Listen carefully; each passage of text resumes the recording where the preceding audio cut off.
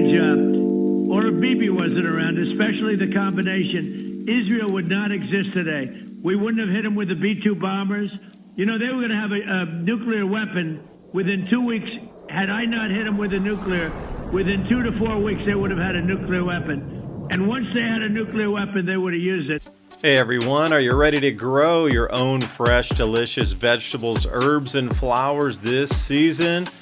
If you're looking for the highest quality heirloom and organic seeds, I've got the perfect company for you, True Leaf Market. They've been a trusted seed company since 1974, offering 3,000 types of non-GMO varieties, everything from classic heirloom tomatoes and peppers to rare herbs, microgreens, sprouting seeds, and beautiful flowers. All their seeds are open-pollinated, pure, and perfect for home gardeners or anyone wanting healthy, flavorful produce without chemicals. What I love the most is their huge selection, fast shipping guarantees, plus options for bulk if you're going big.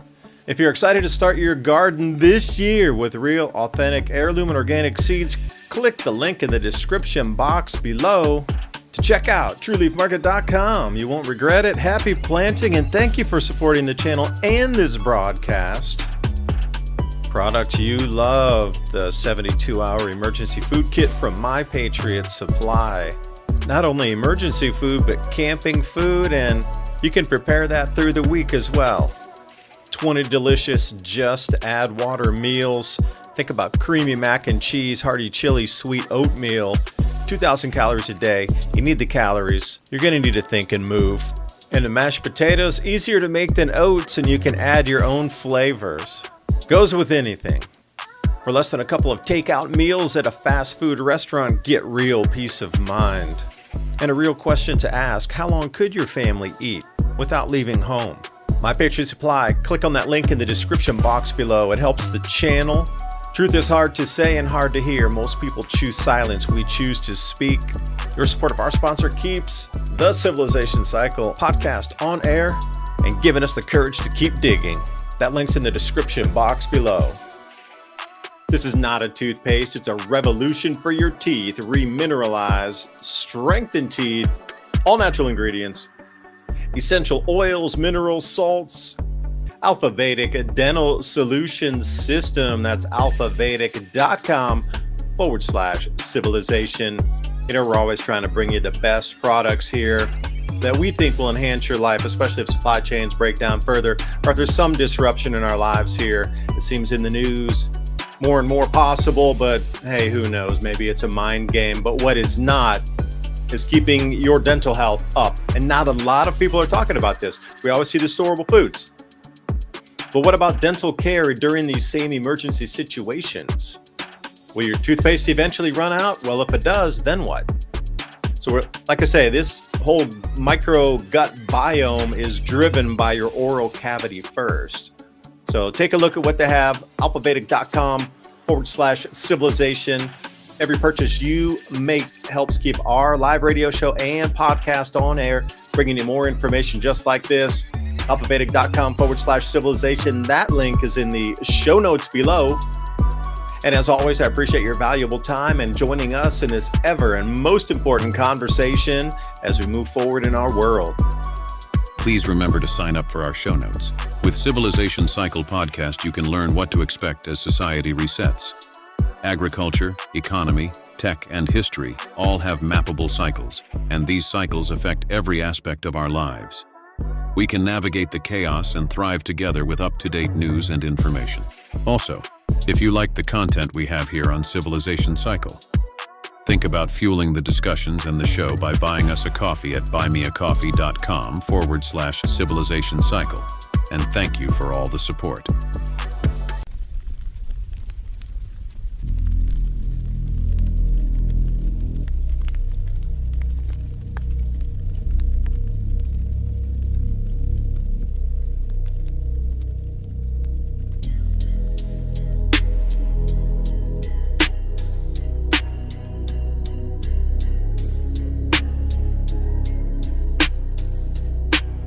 Don't make me get mad. I don't want you to get sad. We used all the time we had.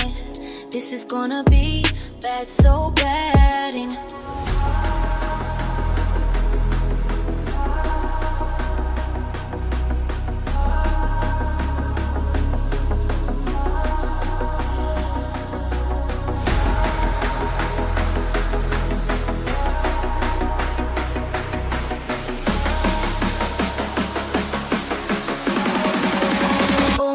is our tomb.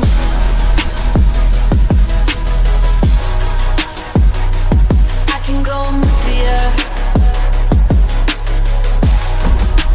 You can go nuclear. Let's go, let's all go nuclear. World's gone nuclear. Don't make me go nuclear. The future is so circular, but it's unclear. It's right here, it's right near.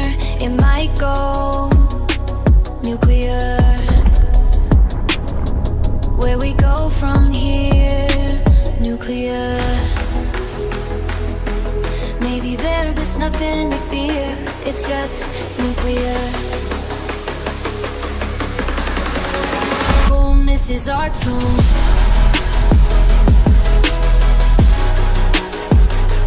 I can go nuclear.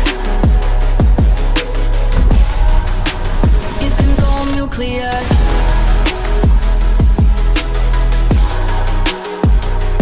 World's gone nuclear. Boom, this is our tomb. I can go nuclear, you can go nuclear. Let's go, let's all go nuclear. You can go nuclear. Let's go, we all go nuclear. World's gone nuclear.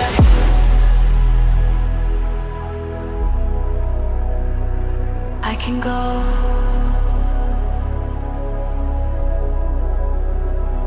nuclear.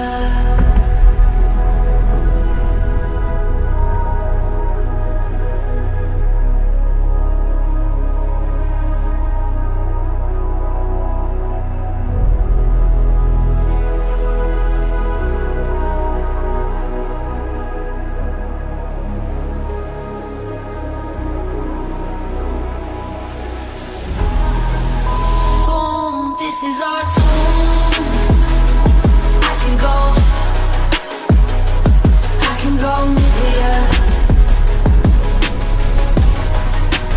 You can go nuclear. Let's go, let's all go nuclear. World's going nuclear.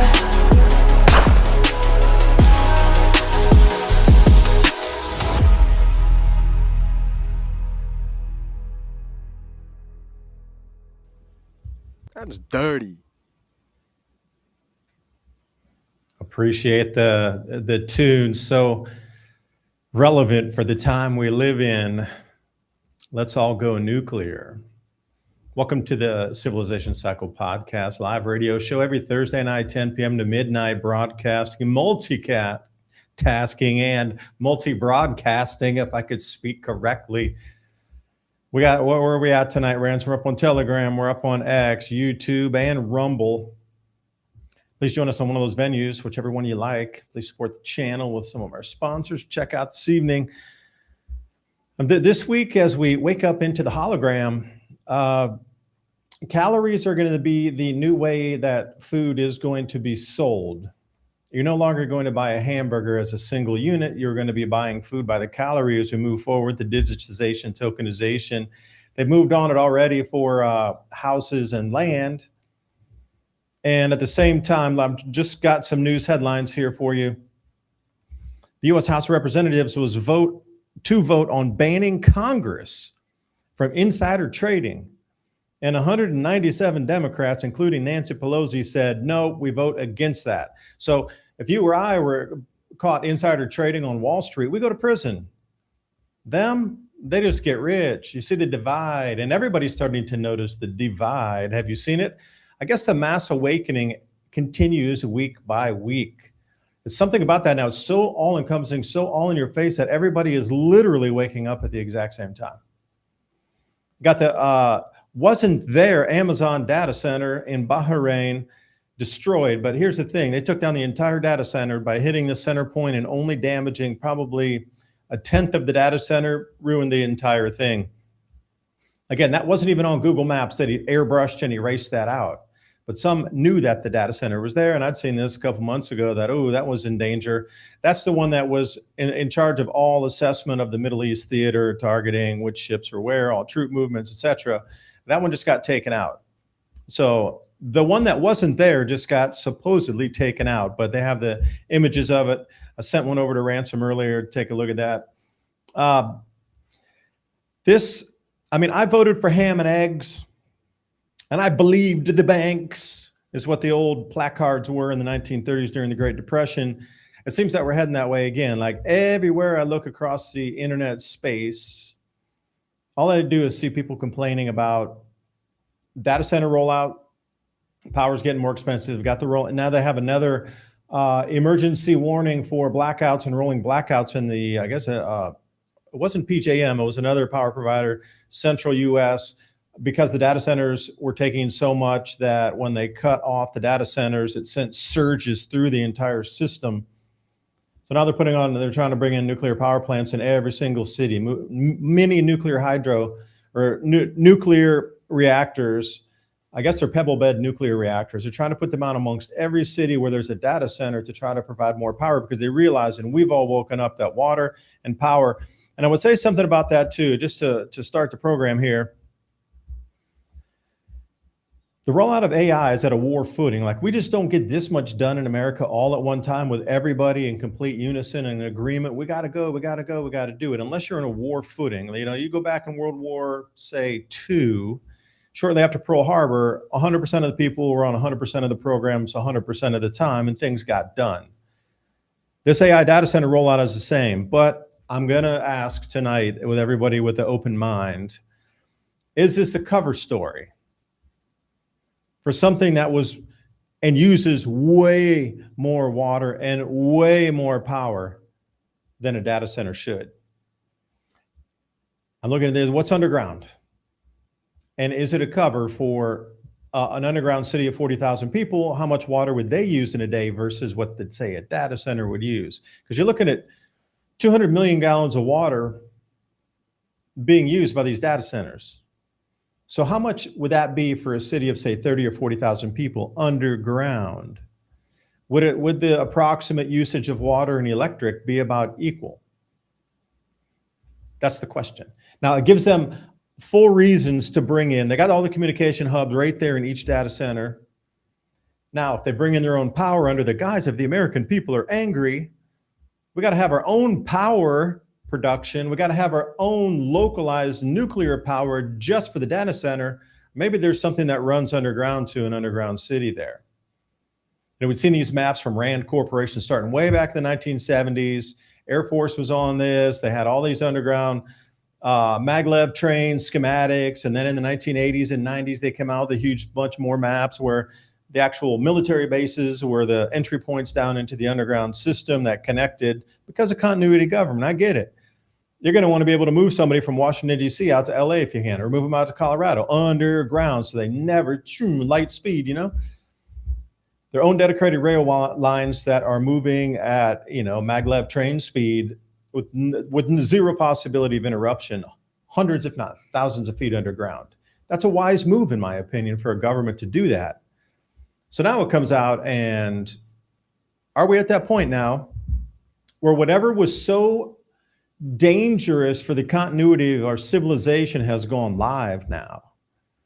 And it's just a year, months away that we now are at operational capacity for whatever was to get everybody into the underground facilities, start up the power, start up the water, bring in the nuclear power just for that facility that'll be never ending for underground or the facility.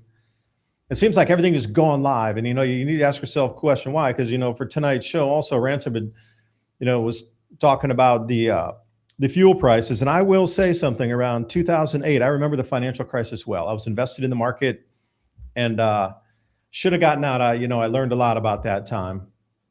Oil went to $147 a barrel. And all the analysts, it's going to 200, it's going to, never listen to them. If it goes to a certain point, we were able to take off some gains, take them off. Take off part of your position, because if it goes up, great. If it doesn't, you didn't lose. That crashed the global economy to turned out to be the great financial crisis in 2009 and 10. Oil at 147. And it looks like we are quickly moving to 140 here this week and next if things continue the way they are. So if that's a feel-good show, I don't know what else is. The Ransom Godwin joining me tonight. Thanks for the tunes in the beginning. Incredible music to break us into. Let's go here. Right. We can And all aren't you go. releasing an album? Aren't you going to be releasing an album soon out of all this? Maybe so. I don't know. Hold on. Sneak peek right here. Right. Let's get into that data center stuff before we totally go nuclear. Some of these I had up last week. Data centers have united Americans, both parties, in a shared hatred, supposedly. And I'm seeing that reflected on social medias. And then you got, all of these articles, and I mean, they're en masse. U.S. data centers protest goes national as backlash grows. And here's this picture. That's the image I sent you on Teams. And also keep in mind, the same time that all these AI is being promoted in the social media, so is the cutting down of flock cameras. Go cut down your local flock camera. Is the messaging in social media promoted, amplified, just as the data center? We're all in it together, promoted and amplified. Notice those two messages getting mainstream amplification now. A reason why they would usually quash something like that. Yeah. And like you were talking about, it just took a little bit to totally eradicate this and put this offline. And Elon Musk and other billionaires are basically the source of any, major data centers that are going to be created in the near future, along with continuity of government, especially the Chinese, Russians, Americans. I imagine the UK, whatever structure that is going to morph into.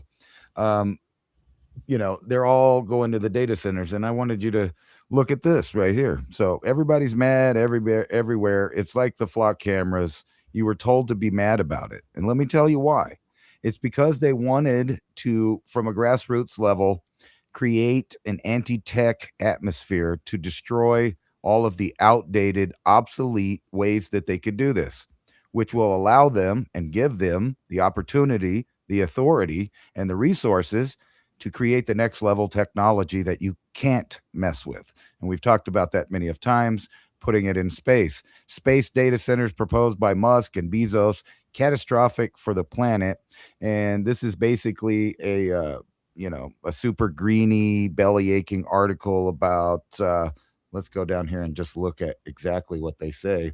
They're saying the spacecraft will release all this black suit of rare metals, aluminum oxide, and other pollutants. Now, if you don't have a goldfish memory, I want you to just put a pin right there in that part of this article for later in the show.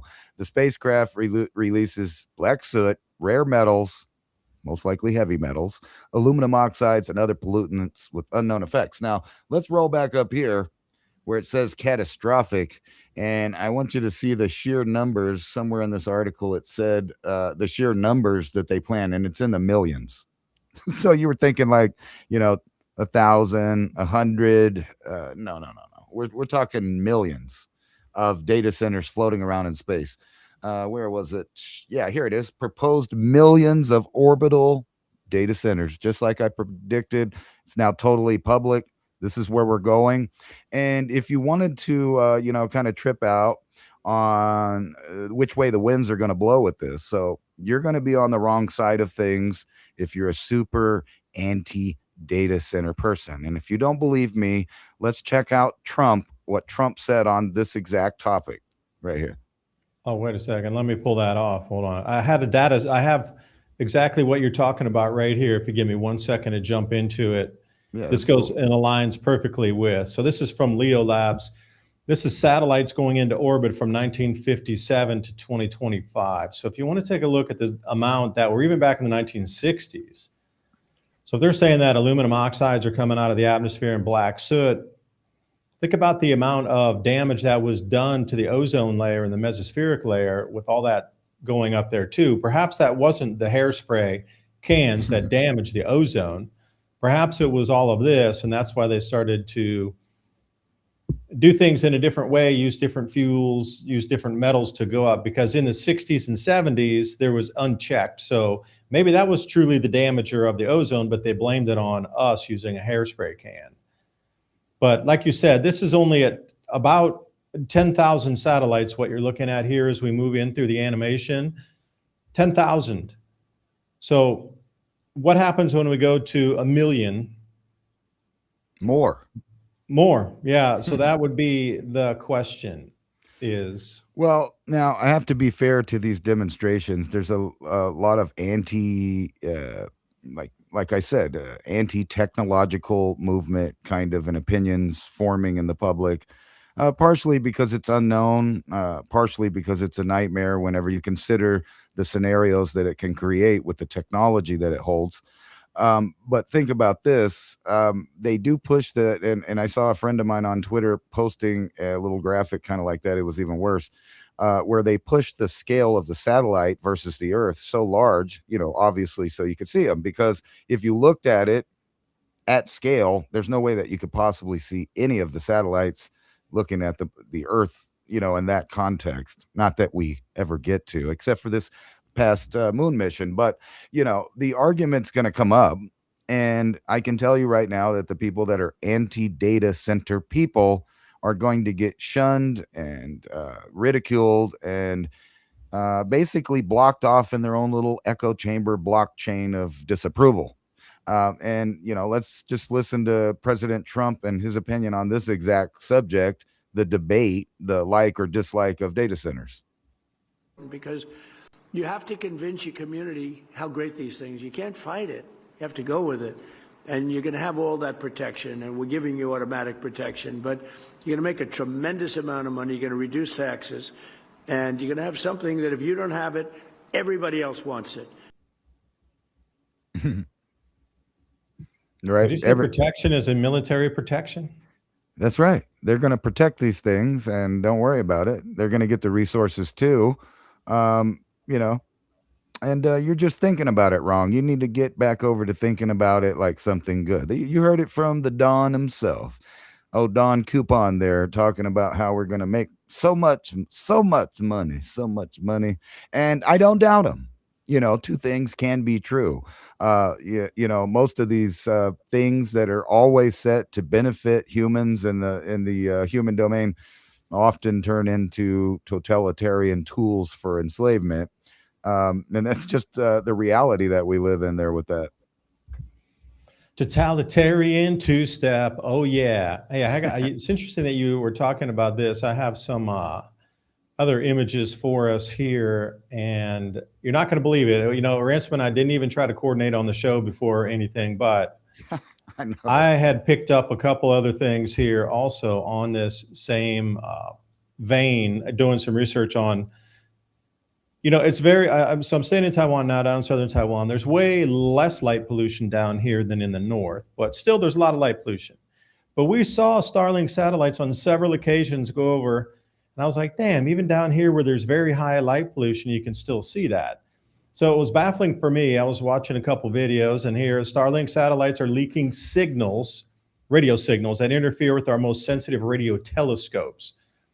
So this is what we're getting as a grid view in the sky when they're trying to, get frequencies from a star or a star system or a nebula or some sort of zeta pinch, quasar, plasma rope, whatever it is in space, further afield, other galaxies.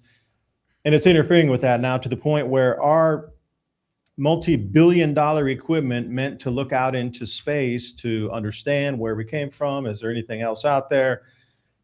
It's pretty much rendered useless now with just this small amount of Starlink satellites. So when we start putting these things in space, and you're talking about 100x increase in the amount of satellites, that our most advanced remote sensing equipment for at least looking out off planet is just basically recyclable metals at the moment. You're looking at this type of star pattern. This is a freeze frame, obviously. I think they did a 30-second exposure on this one, but look how many satellites pass through in 30 seconds. Like you were saying, you can't see them with the eye. Film can capture them pretty well, but Yeah, what they're finding is they are allowed a frequency of 137 megahertz. That's on their band, 137.5. That's allotted to them. But what they're finding is there's signal spillover up into the 150s, up to 159.4.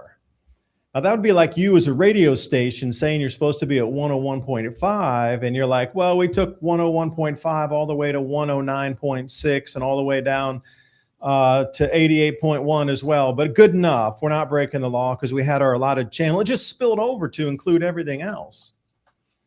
These frequencies are not allotted by these satellites, but they are, as they say, spilling over signal.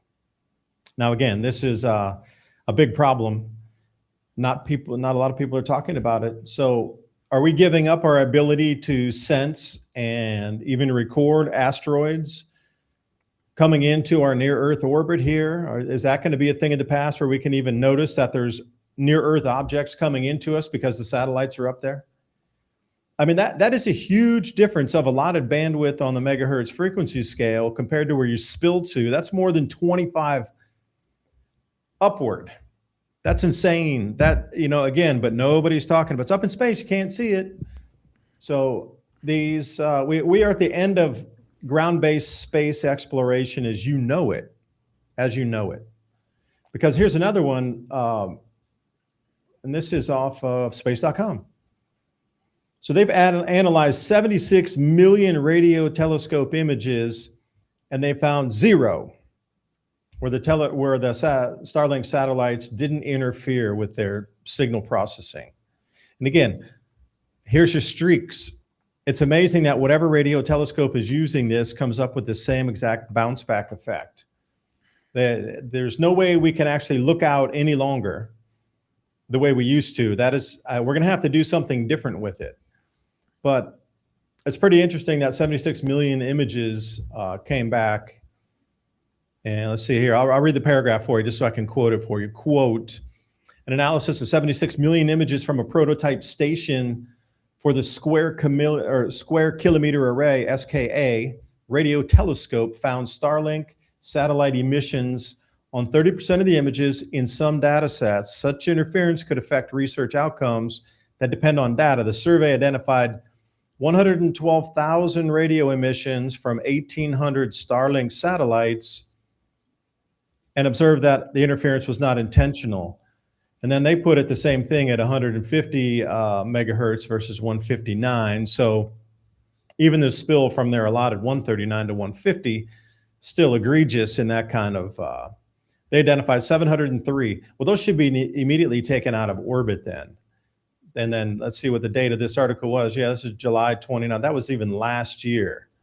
So some of these other articles are a little more recent here. Let's share this one. This comes off Universe Today, the Universe Space Tech. And here's their image of the exact same thing with radio telescopes trying to look out. So the interference is real. And if you take this in a broader context, this is a grid being put across our planet. If you're thinking about caging in a planet, they're electromagnetically caging us in here. And again, this was on June 13th, 2025, a little over a year ago. So you got to think about the advent and the movement of a year ago to today, and think about it with a straight face. How many times have you seen things, how much technology is in advance, and how many more satellites have been launched in the last 12 months? So even this data that I'm showing you here is already outdated.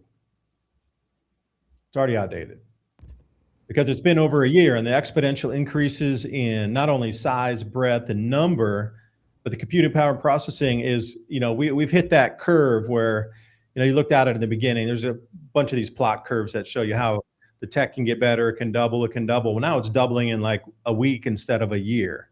So the deployment of all these new systems, a year for us now in technology is something like decades was just a couple years ago. Like the movement of it is so exponential. We're really at this inflection point.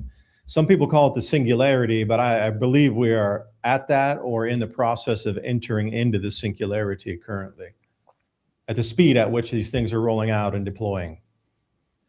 Just saying. Right. But all those questions that you were asking about information from outside of the Earth's atmosphere looking out into space. I don't know if you remember a conversation we had a few years ago when we were kind of talking woo-woo about it, an alleged or possible, kind of informational wave that comes from the galactic center every so often. A lot of people believe in that kind of thing.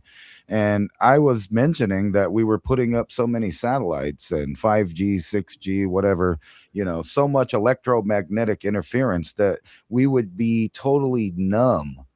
And it seemed like, because we kind of, added also the idea of a weakening magnetic field, that they would be in a hurry if there was such a thing, an awakening, an evolution, some kind of energetic, something that humans responded to on Earth. And there would be no way that we would get that after they built this artificial net, like you're saying. It's a prison planet. That term's been floated around a lot of times. And now you actually get to see the bars being installed. Now, all of that information that you were talking about, NEOs and, aliens, or, what's going on out there with supernovas and binary stars, and, the whole bit of the plethora of things they describe and say are out there. You can't look at it yourself, but don't worry. SpaceX and everybody else has got you covered, because there'll be a blanket of these satellites, circling the globe, and they will give you the digitized, rendered pictures of not only the moon, but everything else out in the universe. Now, this coalesces at the same time as the emergence of the super AI and quantum computing being able to dictate reality to you in real time now.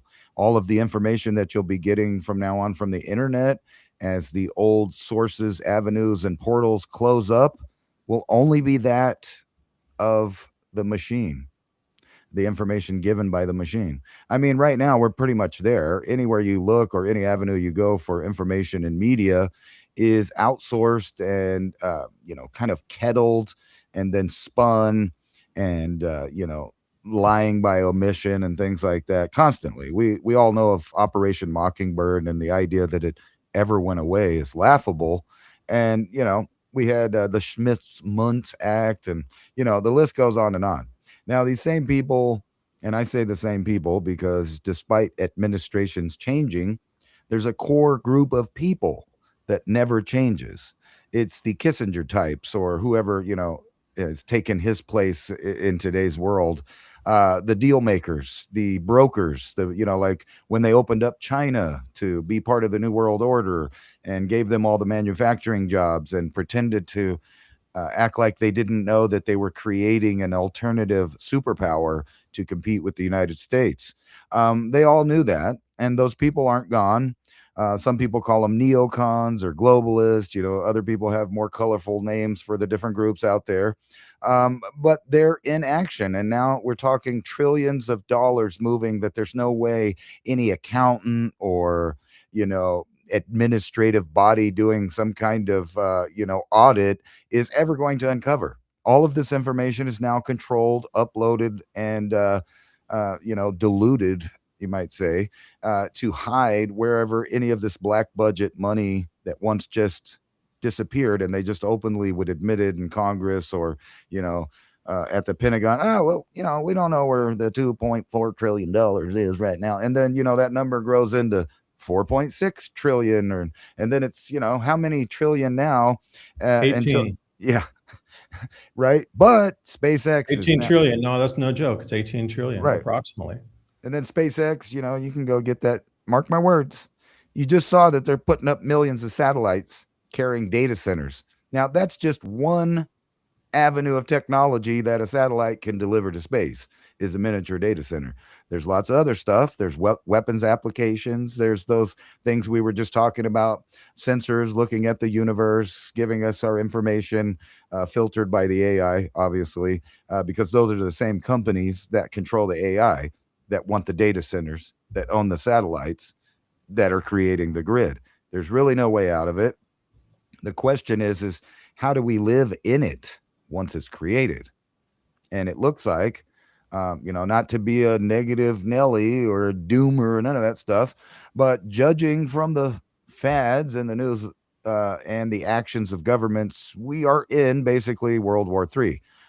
Everybody's moving. And the reason I made that song earlier is because I thought it was laughable that they're talking about a nuclear deal with Saudi Arabia, when, there's been long-standing rumors about Saudi Arabia already owning several nukes, storing them in Pakistan, having them on their own owned F-16s that the United States sold them that are nuclear capable of dropping basically gravity bombs. Now they can drop those off anywhere they want in the Middle East.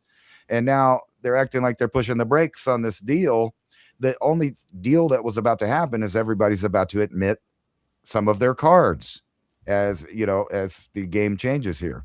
Now we have all of the ports, just as we predicted a few years ago, the Red Sea, Suez Canal, you got the Strait of Hormuz, the Panama Canal, all of them in or about to be in military operations.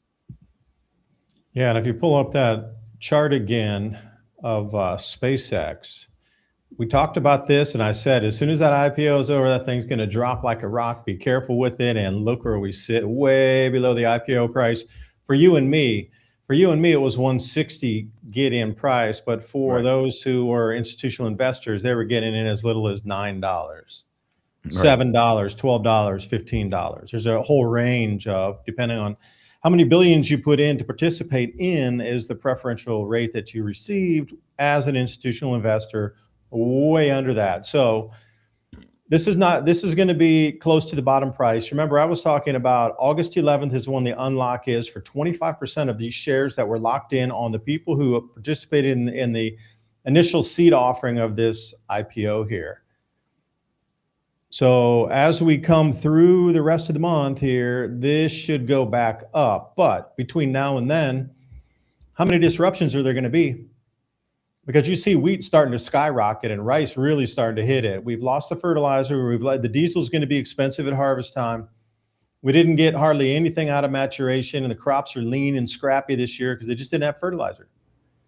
So as we come up through a few of these things, like, Ransom, you could put in Market Watch, you can put wheat in there, and you can put Kansas wheat and see what the prices were on the delivery date for some time, probably like a December, November delivery month, something like that. But the prices are way up on wheat. And if they can take down the economy for just a minute, we could implement the new system. But what would be required to do that? Well, we'd have to commit to this slow burn contagion where we're coming into now. And at the same time, if a nuke were to be dropped in the Middle East, it would send panic for 7 to 10 business days. And people will get used to it. And then they would come back in and be like, all right. So Ransom, at the top there, it says 1D. You can change that to like 1 to 5 years or something. Yeah, right up, just in that black there. Yeah, where it says 1D, drop that down. Go to like a 3-year, for example. That's close in enough. And you can see how we're starting to spike up here above at least the last 3 years of pricing, equivalent to what we saw in January 24. Yeah, go to the all. I'm curious what the all has. If you drop down to that last tab there, all. Yeah, so to put this into context, where we're sitting on the wheat, we're going to come up to the record pricing eventually here this year, it looks like. Where we sit now and where we go by the end of the year is going to eclipse that 2022 mark. And if you go further back in like 2012, you start to see we're getting close. If there wasn't the contagion during the virus and the COVID during that time, where people couldn't go plant and there was so much disruption in supply chains, if that spike wasn't there, we would be at nearly record pricing all the way back to as high as the prices went in 2011 and 2012. The only reason we're not is because COVID came in. This is happening for the crops across the world. Corn's hitting it. Wheat's hitting it. Rice has already begun to really spin up much higher than the rest. So if people are already struggling to afford food, there's all kind of chatter about that. That's why we've been such proponents of growing your own food. My God, since the beginning days of the channel, we're like, you're going to need to grow your own food. This thing is going to get nasty. It's going to get expensive at the end, and you're going to need a permission to buy your food at the end. And we went through COVID, and a lot of that occurred, and then everybody's like, oh, you guys, you're just over talking. But here we sit at the cusp again, and if you didn't learn the first time, sorry. But we are going to get racked on the knuckles with a ruler here coming up through these food pricing through the end of the year. Now, there has to be something where the price shall increase back up so those IPO subscribers can get their money back out. So SpaceX is going to do a little dippy-do here, and it should come rolling back up around 150, 160, at least in the estimations of analysts that I look at, talking about the big players want their money out, and they're all going to sell on the same days approximately on these algorithmic order book. A lot of the orders are sitting at 150. So they're planning on it coming back to around that price to get out. So if you got it for $7, and let's say you're BlackRock and you pulled in at $7 on a juicy on that, you're going to want to milk every dollar. And then after that, SpaceX is going to have a collapse until the next unlock. When that SpaceX collapses, at the same time, you could also anticipate the rest of the market going down with it, because if you've been following the last week, none of these AI companies have done anything. Google's down, all the AI companies are down. Everybody's starting to shift the money. They're going to move the money over the next month here. Money's got to go somewhere. But everybody wants their money out of SpaceX. This is the biggest one ever. So they're all kind of tied together. But what is the event after SpaceX unlock that can crash the markets to the point of, I mean, we're looking down at the bottom going, holy smokes, is that even possible?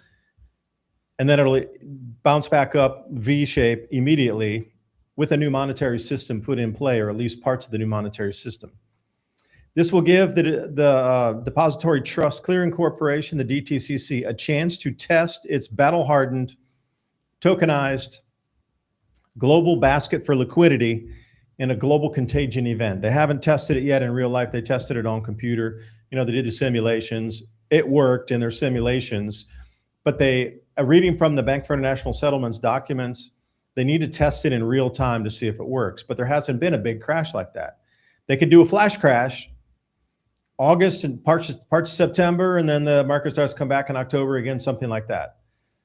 But this SpaceX is so tied into the rest of what is going to happen. And I would ask you, Ransom, if a nuclear weapon, like a proper one, was dropped somewhere in the Middle East, how long do you think the effect of shock and awe would last on the planet?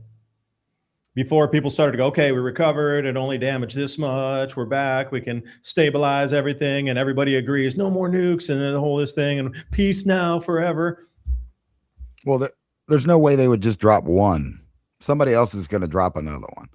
Yeah, right. It's going to be limited. That's just how that works. 5, something like that. The only reason that there was no retaliation in World War II is because no one else could. That's not true today. We have many nations that have the potential to do it. And, you know, we don't know what the background workings is. Like I was talking about, there's been rumors for years about Saudi Arabia, you know, holding their nukes over in Pakistan. And as you know, Pakistan is a mostly Muslim country that doesn't like India. They got nukes specifically, it's seemingly just to, you know, be at odds with China over there, which also India. But then India's at odds with Pakistan. So there's going to be some kind of side picking. And who's going to tell Putin that he can't drop a nuke on Kiev if we drop a nuke, or our ally, our greatest ally, drops a nuke on Iran? Or what if it's the Iranians that really are lying about having the capability? Because they wouldn't be the only ones in the area that are lying about it, or at least not going public with it. And now it seems like we're just going to go public with it. As you saw on the news, we're having this nuclear agreement with Saudi Arabia that seems to possibly already have those nukes anyway. And, you know, then everybody would be wondering, because that would totally change the dynamic of, will they continue to favor their Semitic brothers over there in our greatest ally, or will they go with their Muslim side of how will that play out? Will they actually war with Iran or side with Iran? There's no telling. And I actually wanted to get into exactly that, because there's a whole bunch of steps here that lead me to believe that is exactly what's going to happen, a small exchange in two different areas. You remember the conversation we were having one show about all of the train routes and new pipelines that were being built basically from Southeast Asia all the way over to the theater that's now in question in war right now. And there's a whole bunch of, here, let me just skip to this Yeah, let me say something. The new pipeline from Iran through Syria to bypass the Strait of Hormuz just went live as well. So you could expect that to be bombed. All right, so let's just check this. Kyrgyzstan, Kazakhstan, Uzbekistan, that whole area from Iran going over through Central Asia, all the way to China by pipe, rail, and highway. Yeah, there you go. There's your map. Yeah, so this right here is Yamal what we're gone. talking That yellow about. strike in the little stripe in the middle. That's the first thing I would hit if I went to war with, like, on a serious war. I would take all the oil out, and then I would damage Saudi Aramco, so no oil left around the planet. That would send in a contagion that we'd have to revamp. So we'd have to do it different after that. Right. So the US and Israelis are hardcore behind this idea of making several pipelines that go from the interior over here of Iraq and possibly Iran soon to go right over here to where did I tell you guys? Remember to look out for the next conflict where it's going to start on the island of Cyprus. Cyprus. Right. So they're going to be making these pipelines over here, but there's a problem. We have Turkey that flips sides and is really open about joining an Islamic Republic, which basically puts them back in the Ottoman Empire kind of arrangement there with the other actors in the region. I'll just put it that way. So you can see that from the conversation we had last time, it kind of stopped right there at Iran, on the other side of Iran. Now you're getting to see the maps for the pipelines and the progress from the other side, from the Western world, that's trying to push this out to have that key spot, which I originally said when I was talking about that they're about to redo the borders. And what do you have to do if you're going to do any of that? You have to go to the classically controlled spot like Tyre or Lebanon or Jerusalem. Any of those places would be fine because that is the area that classically you had to hold to control the entire Mediterranean and all of the trade into the the seas and all of that. All the trade routes had to end there or begin there. And that's what we're seeing. We're going to see the big war over this. So who's going to tell Putin that he can't drop one on Kiev if we drop one on Iran? And then, China's like, well, if you guys are playing games, we got this little problem to the south of us off the shore. I don't think that they would nuke Taiwan, though. I think they would just threaten it. I think they want it. They don't want to destroy it. It's a strategic location that would help them control the entire Pacific Ocean. And then you have the South Koreans flip-flopping up there, talking about reunification with electing kind of really socialist, communist-style leaders in their country. So who knows where that's going to go? So we got all of these theaters that are just ready to drop off. They're just waiting for that trigger, like you said, for someone to push the button. But we have all the reasons in the world, literally the global economy, to go there. And everything's lining up, just for that. Everywhere. Yeah, I would make a comment, though. Now, it depends on the largeness or the size of, doesn't even have to be nuclear. But the Houthis were actually going to start targeting over into Saudi Aramco, which is the largest refineries and storage facilities on the planet. So if they were to start to take these facilities out and the pipeline, specifically the Yamal pipeline, that yellow line on your map there, in the theater of war, for sure, that's the first thing you would take out all the energy infrastructure, so it would take 10 years to bring it back. But at that point, we would literally lose 20% of the world's oil. And fertilizer, 30% of the world's fertilizer would go offline indefinitely. So where would that leave us in terms of the economy of the world first? But to try to feed the population of the world would be impossible at that point if we lost 30% of the world's fertilizer. The amount of people that are living now really couldn't be sustained by that. Because by the time you bring a facility on and you get a processing plant going and you even try to get the mines to bring even if you just dig potash from the ground and you're just going into some old, let's just, super simple.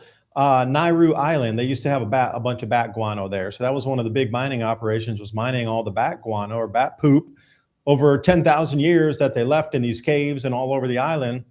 That was like hundreds of feet thick, and sold that off as fertilizer, like prime fertilizer. All right, that's going to be used up in the first year. And where do we go from there? There's really not those kind of options left. Yeah, there's some, things we could still mine out across the planet in terms of base for that NPK mix, but the carrying capacity of the world would have to decline 30%. And I don't think the economic activity would be there either if we lose 20% of the world's oil on like a permanent not coming back. Then all the adjustments we would see, for sure we'd be at $300 a barrel oil. You wouldn't be driving your car. And Ransom, do you mind if I play that video about the auto parts that are being damaged and on purpose now and destroyed? Let me come in here. This is a guy named is Yak Motley. Shout out, dude. I watch your stuff a lot. He puts these compilations together of just things that are of modern interest to us. You know, things as either the food's too expensive or something like this. So here we go. This is just about a 1 minute, 2 minute segment. You're watching the woman on the left explain when they went to get a replacement motor for one of their vehicles. So here we go. So do you guys remember a couple months ago seeing those videos about junkyards, salvage yards magically catching on fire, kind of like everywhere across the U.S.? Well, I am at a salvage yard in PA right now because my husband needed a motor for his 2006 Chevy Silverado. And he was talking with the guys inside, and he came out and he's like, listen, he's like, because we're getting a really good price on this motor, by the way. He said, the guy at the salvage yard, said that the government has told them that they need to get rid of all of the motors that are 15 years old. And if any new ones come in, instead of pulling them, they need to crush them. Makes you really wonder, doesn't it? You know,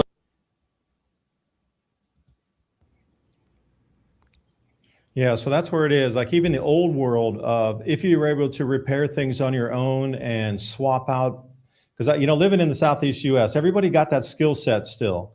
I got 3 really cool neighbors. Charlie, shout out if you're watching the video. Randy, he doesn't watch too much YouTube, but these guys can build and rip apart anything and put it back together. You give them like a hairpin and some copper wire, and they're going to build you a motor out of it. You know, these kind of MacGyver kind of guys are still out there everywhere. Older generation, but they can fix anything, any kind of car part. They can go find it because the salvage yards are still there. So you can still go out. Even around my area, there's 2 of them that are really big. And I say really big, there's thousands and thousands of damaged and crashed vehicles that you can go pull parts from. Well, if that's going to be the case, then your motor oil usage, that makes sense, where they're going to decide when you can drive, how far you can drive, where you're going to be able to drive to, and on which days.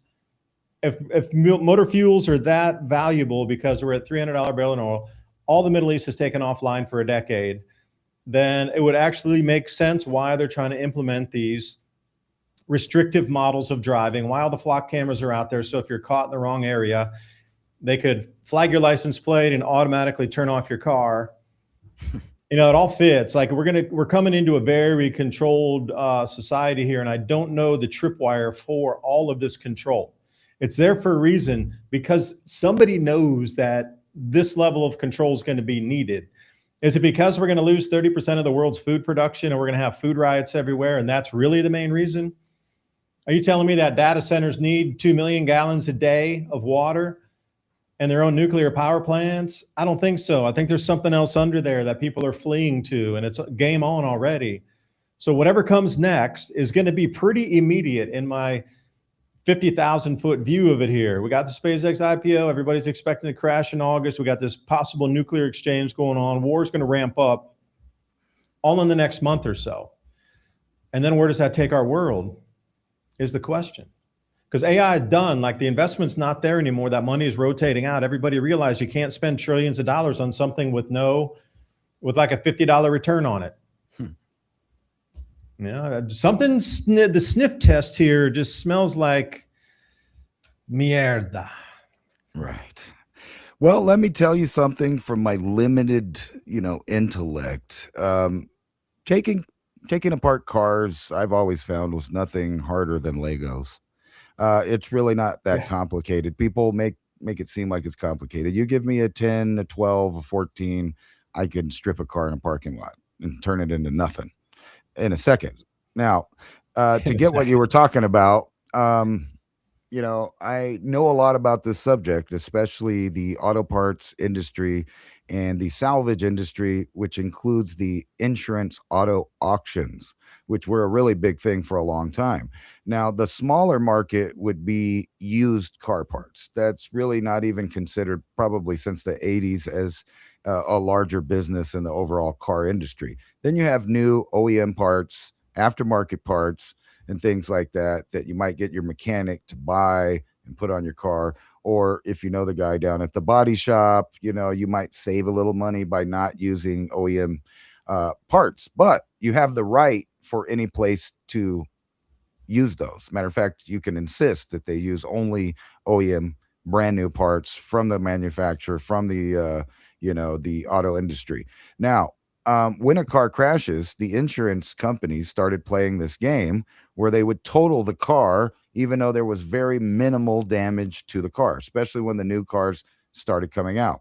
Now, the program that they were talking about was funded by the Obamas, where they were destroying motor blocks for quite some time to get rid of the massive amount of used, old, analog, basically, vehicles, and the massive amounts of parts that Americans have cultivated over the decades. They wanted that gone, not only for the new manufacturing of cars to make more money, but because the insurance auto auction people wanted to resell those moderately damaged cars that have been totaled by the insurance company, where people like myself would go buy, bid on them at the auction, buy a car that's basically not hurt at all, that may or may not still have a clean title. Matter of fact, some of them that are crunched really bad never got around to being adjusted by the insurance people and still have a clean title. So just because you have a clean title doesn't actually mean you're driving a safe car around. It could fall apart and have shoddy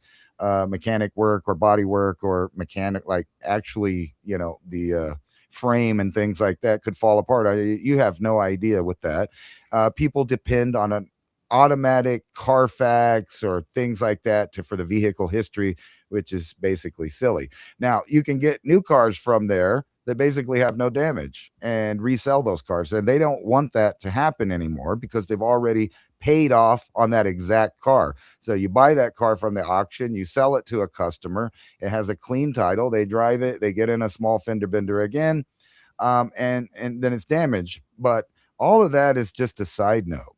The real thing is because somebody with a small intellect could take some wax, some petroleum jelly, boil a little bleach, make some crystals, I don't know the recipe, and put that and pack that into an AI automotive car and tell it to go to 1600 somewhere, and it would go there with no one in it. And that is what they fear the most. They want to turn over to this technological revolution. The only problem is that you can add analog technology to their new AI digital technology and create havoc in this world. And they know that. And that's why for the last 30 years, they've been trying to shut down and get rid of the private ownership of cars, especially those cars that are not controllable, that cannot be turned off. That's really what we're talking about, is preemptively eliminating any factors that they don't control in the new network that they're creating. Something to be said for 79 and earlier models. I had this old Jeep. I used to have a 76 Jeep Cherokee because I was telling Ransom just before, I'm going to go and buy another 76 Jeep Cherokee at auction. Because I had one before, and they were like that. You could get in, a motor was so big, you could go swimming in that thing, just in this space around the block there. I mean, you could get any rent. There was no special tools required. It was so easy to fix. And I really had never done that much work on cars. And fixing that thing, things would go wrong. It was just like a 13th hand car. I was living out in Hawaii, and the next dude who left the island, somebody would keep buying and somebody would stay for 3-4 years, sell it again. It just was like really like a 13th, 15th hand car. Did the body, body work on it, but you always have to do a little bit of engine work. And that really clued me into what was before compared to what is now. And I'm absolutely unequivocally, with the money I'm saving, going to buy an older vehicle and just keep the basic parts around for me to repair that. maybe even go to the salvage yards and buy an extra, block or something, just so I have one. If I lose a head gasket or lose any part off of that, I can get it. Doesn't really matter.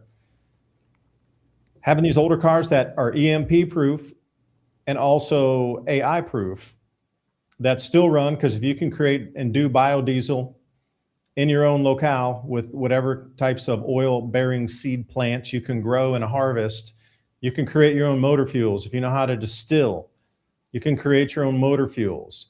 So that's the whole thing. And the farmers, a lot of this stuff in the Rockefeller days back in the 1920s coming into prohibition and thing was all about stopping people from making their own fuels out on the farms.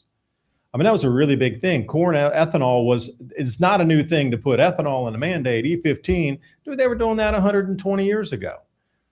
People were always making their own fuels, but then they got on, okay, you got to get people out, got to get them on the pump, got to get them to pay. We need the tax for the county, the state, whatever. But that was started, you got to realize that started more than 100 years ago. More than 100. Today, we're in 2026. We're way back in like the late 1919 era. More than 100 years ago. And they're already making their own fuels and getting through it. So if you can rewind that clock again, where the motors are easy to work on, and you can actually produce your own fuels, there's really nobody that would be able to control your movements. And that's the whole thing, is they want to control the movement. So for me, doing the Adapt 2030 channel for such a long time and knowing that we are at the point of a rollover civilization event where in the very near future, there was not going to be the ability for us to feed the planet because of natural disruptions. And I'm half wondering if all of this that we're seeing in the war front is to cover what the natural disruptions were to crop production. So there's an excuse why we lost 30% of the world's crops. Is it that expensive diesel fuel, or was it magnetic field decline? Was it shifting jet streams and ultra high UV coming down, or was it from the war and the disruption from the Strait of Hormuz, the tankers couldn't get out? Like, I'm wondering about a lot of this overlay, like the data centers, are they really there? Do they need that much water? Or are they actually allowing a city to have water? Yep. That's the whole thing. It doesn't make sense half the time of what we're seeing. So, thanks for the automotive insights there. I mean, but if you do, so Ransom, before we go on the break here, if you're able to produce your own fuels, fix your own car and have it not connected to the grid, like what kind of freedom does that give you at that point compared to a totally controlled, monitored system? You're literally outside the system at 100% at that point. Well, when you consider all of the surveillance from the millions of new satellites down and all of the sensors that are going to be everywhere, basically driving around a car would be just like a person without a phone. You would be a target immediately. This thing is not going to put up with outliers. This new vision of the future is that's the part that's getting eliminated, is the outliers. And when you look in the Middle East, what do you see there? Pockets of outliers. You can judge them for their belief systems or how they live or any of that, but when it comes down to it, you cannot have a worldwide government and a government surveillance grid if you have pockets of outliers. Now, for a long time, the only thing we could do is just look at them with satellite because we couldn't really get in there. But when you know every move they're making, and they're also accepting all the new modern technology, we can just text them. You saw that in the news a few years ago. They just texted them. And there's many ways of closing the dragnet, so to speak. And that's what I see is being moved. We always talk about this reset. And I always mention that any real reset of a new system, you have to turn the old system off. Just like a computer, you have to reboot it with the new operating system. So before you can do that, you got to, get rid of all those loose ends, which are free peoples all over the world and their analog technology, the possibility for them to grow, eat, and live without the permissions or the help or the governance of anybody.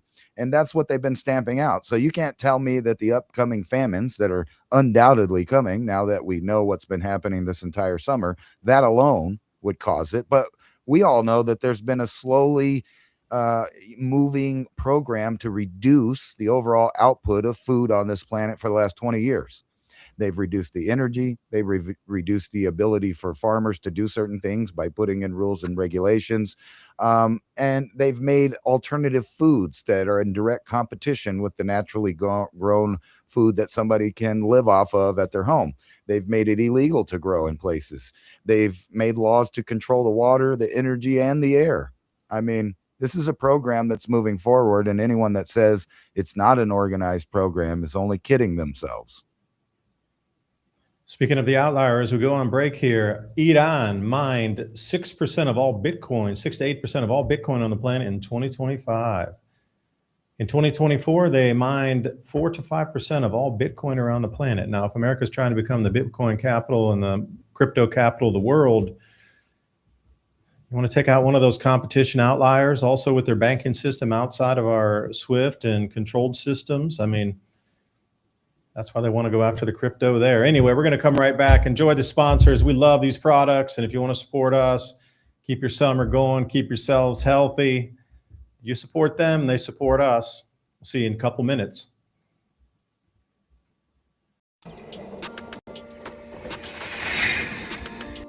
Feeling the heat, the exhaustion, the withering, being out in the heat. The summer returns once again.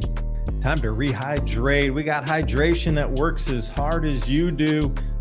Perform Light. Got sodium, potassium, magnesium, superfood recovery blend, vitamin C. And as Victory Nutrition International would say, recharge, replenish, recover faster. If you want to support this channel, support our advertisers. Fatigue-free summer. Stay hydrated. Perform Light. Click on that link in the description box below. Hey everyone, are you ready to grow your own fresh, delicious vegetables, herbs, and flowers this season? If you're looking for the highest quality heirloom and organic seeds, I've got the perfect company for you, True Leaf Market. They've been a trusted seed company since 1974, offering 3,000 types of non-GMO varieties, everything from classic heirloom tomatoes and peppers to rare herbs, microgreens, sprouting seeds, and beautiful flowers. All their seeds are open pollinated, pure, and perfect for home gardeners or anyone wanting healthy, flavorful produce without chemicals. What I love the most is their huge selection, fast shipping guarantees, plus options for bulk if you're going big.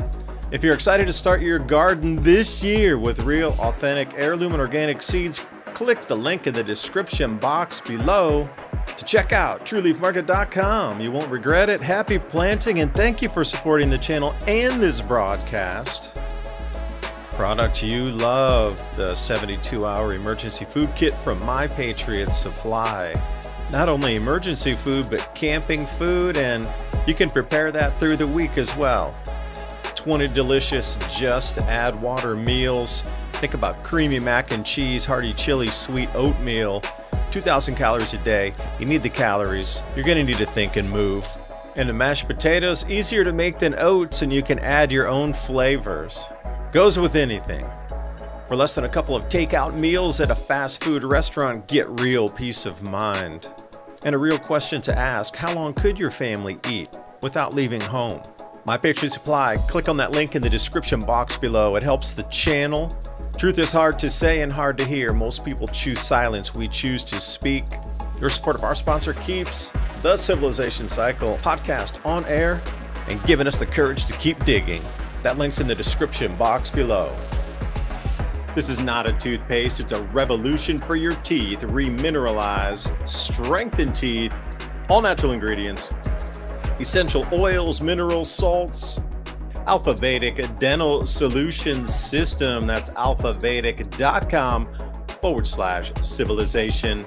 You know, we're always trying to bring you the best products here that we think will enhance your life, especially if supply chains break down further, or if there's some disruption in our lives here. It seems in the news more and more possible, but hey, who knows? Maybe it's a mind game. But what is not is keeping your dental health up. And not a lot of people are talking about this. We always see the storable foods. But what about dental care during these same emergency situations? Will your toothpaste eventually run out? Well, if it does, then what? So like I say, this whole micro gut biome is driven by your oral cavity first. So take a look at what they have, alphavedic.com/civilization. Every purchase you make helps keep our live radio show and podcast on air, bringing you more information just like this. alphavedic.com/civilization. That link is in the show notes below. And as always, I appreciate your valuable time and joining us in this ever and most important conversation as we move forward in our world. Please remember to sign up for our show notes. With Civilization Cycle podcast, you can learn what to expect as society resets. Agriculture, economy, tech, and history all have mappable cycles, and these cycles affect every aspect of our lives. We can navigate the chaos and thrive together with up-to-date news and information. Also, if you like the content we have here on Civilization Cycle, think about fueling the discussions and the show by buying us a coffee at buymeacoffee.com/Civilization Cycle. And thank you for all the support.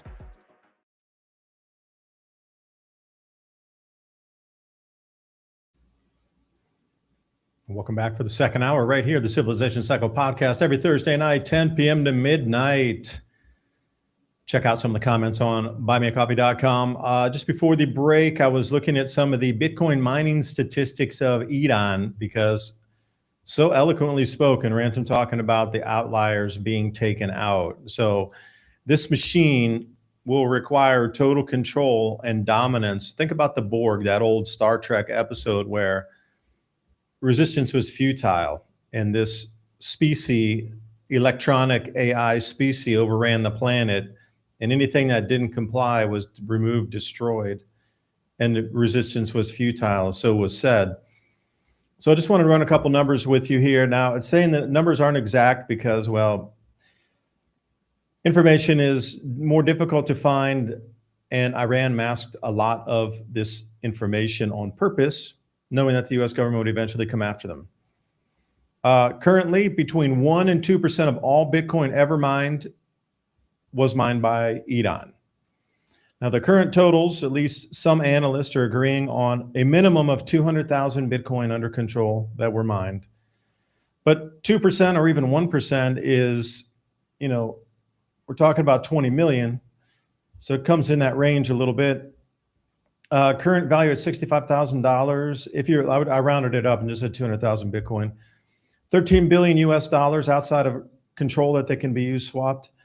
If the price goes back up to 125, or it was at the last cycle peak high, it would be about 26 billion. But again, we've confiscated 300 billion of their assets, so it'd only be 10% of what we've taken so far. But the thing to look at that is, are the numbers real? And that is value that could never be taken away in terms of, you can't freeze that. It's not in the SWIFT system. It's money that could be used to do other things that's outside of Western control. Now, where do we see this in other nations that were outside Western control trying to do things with monies that were outside the US dollar? Oh, wait, let me see. Libya, Iran, Iraq, Syria. We could just go down the line there. Which countries have been invaded in the Middle East that wanted to use alternative systems, gold-backed dinars, gold-backed currencies, euros for oil payments? Oh, let me count the fallen nations. So the numbers are inexact. And with the new system coming in, this tokenized system, I just did a video yesterday that talked about J.D. Vance, who owns and is one of the main funders of something called Acre Trader.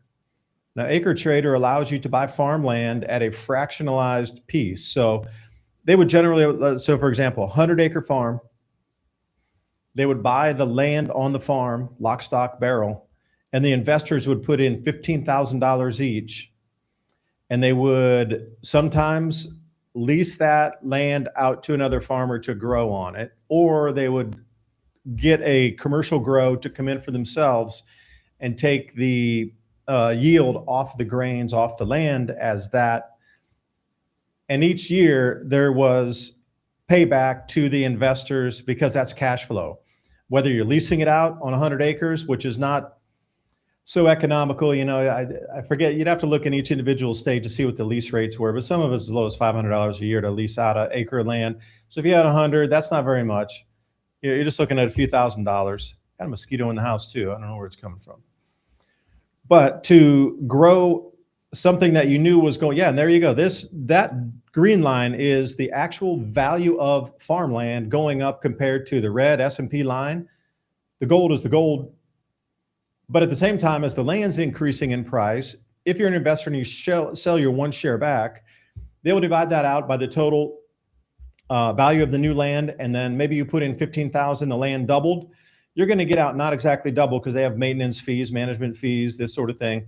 But you'll probably get out 29,000 of that.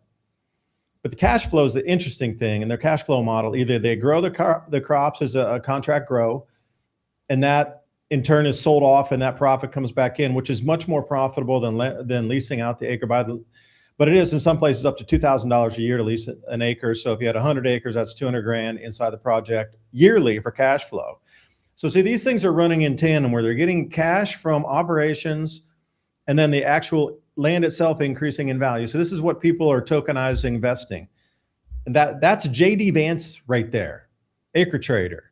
And then Jeff Bezos, the same dude who wants to put satellites all over the place, is running a company called Arrive, ARRIVE, where what they're doing is they're buying out single home properties in the same way. You can invest as little as $500.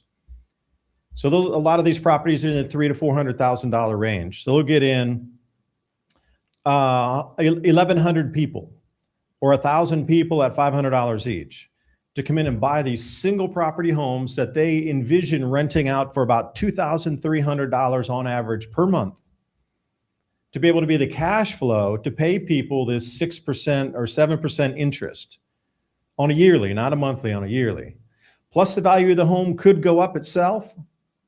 Yeah, there you go. The value of the home could go up. And then if you decided to cash a share back in, let's say the home doubled in value, your $500 went to $1,000 minus fees, you probably get like $950 back. But at the same time, you're getting a recurring cash flow of 6.5% per year. You got to realize a bank right now is giving you 0.1%. So if you're putting into institutional money where they flow their monies, I don't understand what the thing is about stable coins, why the banks are so against stable coins where you can earn 4% yield. But you got all these real estate trusts out there giving 6.5%. But that's not the point. The point is there's a glut of real estate on the market right now. But Jeff Bezos's Arrive company is one of the first to go out there and do this. They own 10,000 homes already, from zero to over 10,000 properties in just a little over a year. There's copycats on the business model happening. So this glut of homes, this tokenized investment project for homes, eventually is going to swoop all the property in the United States. There will be no more available inventory. Every house will be owned by one of these tokenized real estate projects. And my whole thing in the video yesterday was, I'm paying rent to live in a house. Is that going to be kicked back on the investment that I'm getting because I invested $500 for somebody else who rents in a house? And this is how we're just going to swap the money around? And the whole thing is just the people at the top are going to take their management fees. And this is how we're supposed to live on universal basic income and tokenize into a smaller fraction of ownership of a property because we're never going to own anything.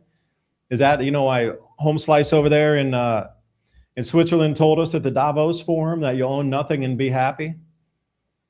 You start to look at this and all the other previous things we spoke about in hour number one start to lay on top of, you're going to be buying your food by the calorie coming up shortly, maybe not this year, shortly.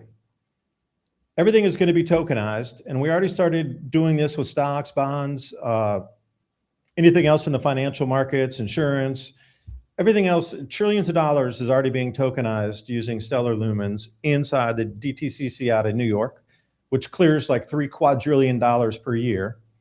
That's a Q, quadrillion. That's 1,000 trillions times 3,000 trillions. That's how much money moves, and they're tokenizing all of that.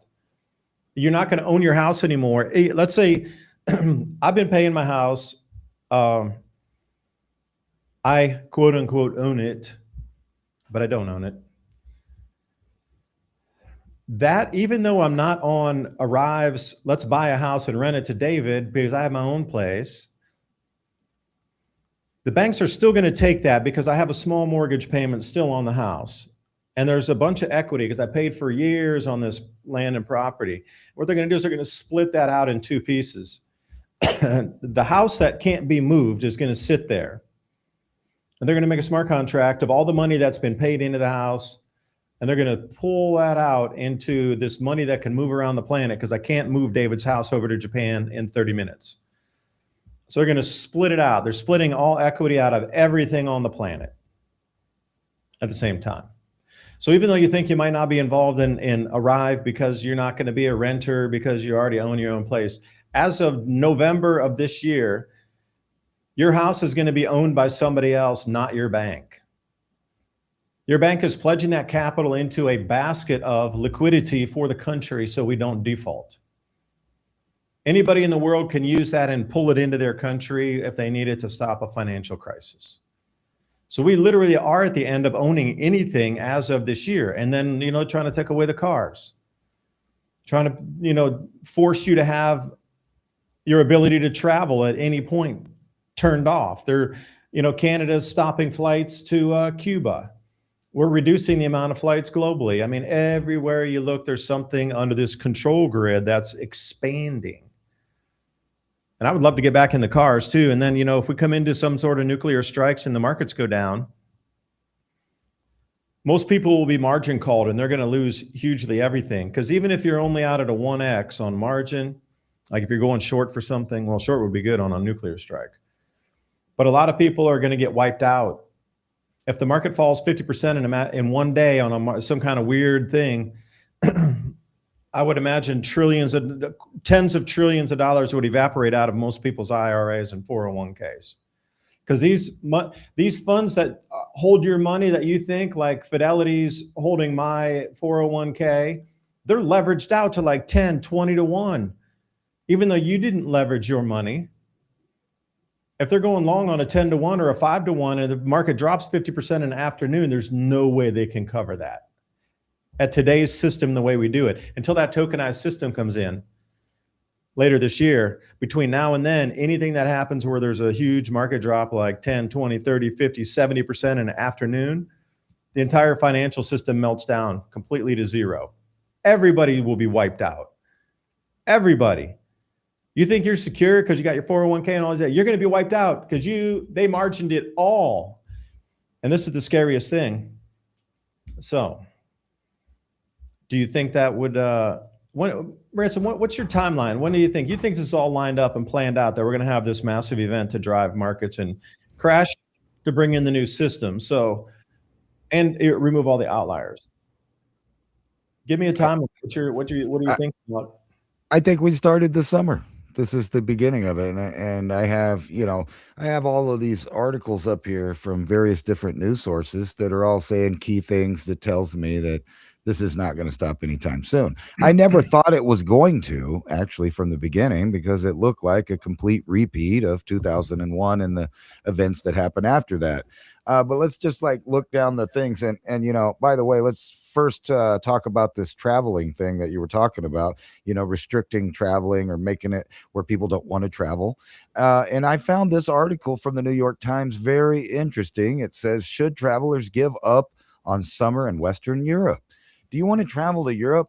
And, I was thinking, oh, God, I watch so much internet. I could see why people don't want to travel to Western Europe or even Eastern Europe right now, like over in the Ukraine.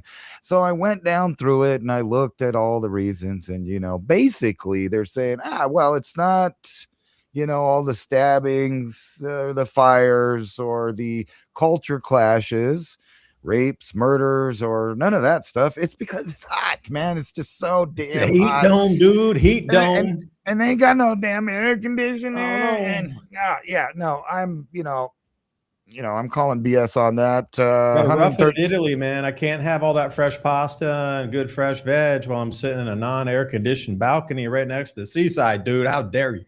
Now, I got to admit that I was hiding in the air conditioner this morning doing computer work. And then when I went out to water stuff, I felt like the sun was peeling my skin off in the shade. It was pretty hot, but it was only like 100, 101 or something like that. It was just because I, desensitized myself inside, and I made a boo-boo and was watering some stuff and went inside to cool off for a minute and get a drink and totally spaced, so I went back outside to find an entire new reservoir on my land that I had, I'm sure that was a couple $100 mistake there. But, as far as these guys crying, I don't see why Americans would be crying to go over there. We live in some of the hottest places, muggiest places, driest places. True, we have air conditioner, but we don't spend all our time in there. If that was true, a day in Phoenix wouldn't look like it does. And when you get out in Phoenix, it's bumper to bumper traffic. People are angry. It's hot. It's every year. But they're acting like it's never happened before on the news here. 113, partly sunny, toasty conditions. Caution advised for being outside in extended periods of time. Now, it is very common for people not only to go to Phoenix and places like that, but even in my neck of the woods, from somewhere like from the East Coast or up north, and totally underestimate how weather changes and what that actually means for you. So people will come here. It's 101 in the daytime. They're wearing shorts and they're wearing, like I don't know what those are called for women, but the wife beater thing, and they're going hiking around. They're like, yeah, it's so hot. It's so hot. And then guess what happens? The sun goes down and it drops down to 70 degrees. So if you were at 100 and within 35 minutes, it just dropped down to 70 degrees because of the monsoon and the mountains and whatnot, guess what? You get hypothermia and die if you're not found. So if you're wandering around. And then the other thing is people underestimate the need for water when they come here. There's a real sad case of an elderly couple out at White Sands that they got lost somehow. I don't know how, but somehow they got lost and they shared a bottle of water till the two elderly people died of a heat stroke. And that because they gave their last water to a kid. So the park rangers just found some kid wandering around drinking a cap full of water every 20 minutes, like his grandparents told him to do. But people underestimate it. But people from here, this is nothing. This is a cakewalk. It gets 125 sometimes. Rising and nights offer little relief. It's always been this way in Phoenix. Ask any person from Phoenix. They'll laugh at you if you talk about it being hot and anything under than 110 degrees. I'm trying to get Craig Simpson on the line now. He's in Scottsdale at the moment. So I'm trying to actually get a hold of him. Craig, if you're listening, I sent you some messages. Trying to get a hold of you live on Telegram to see if I want to get this. I said, is it really that hot, or is this a yearly thing, this heat dome that I'm seeing on the news? Is 110 Fahrenheit normal? Real I want to get he lives there, so I want to see what his response is. Yeah, but look, he's a solid guy. He's very straight on a lot of things. I trust his opinion. This is part of that, we'll give you the temperature, but look down there at the number that they're telling everybody on the news.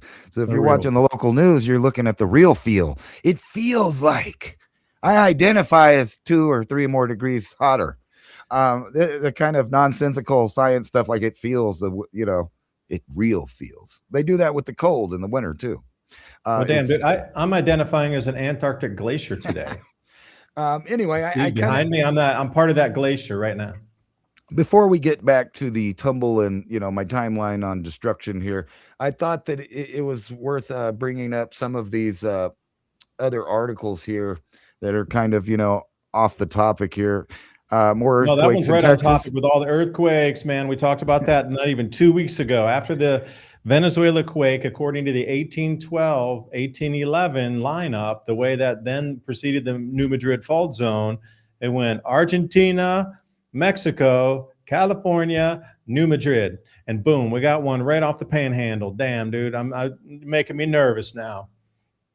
Well, they keep messing with and relieving pressure on sleeping plates and faults and different things with the fracking, and that's all over the place. So yes, there's been increasing.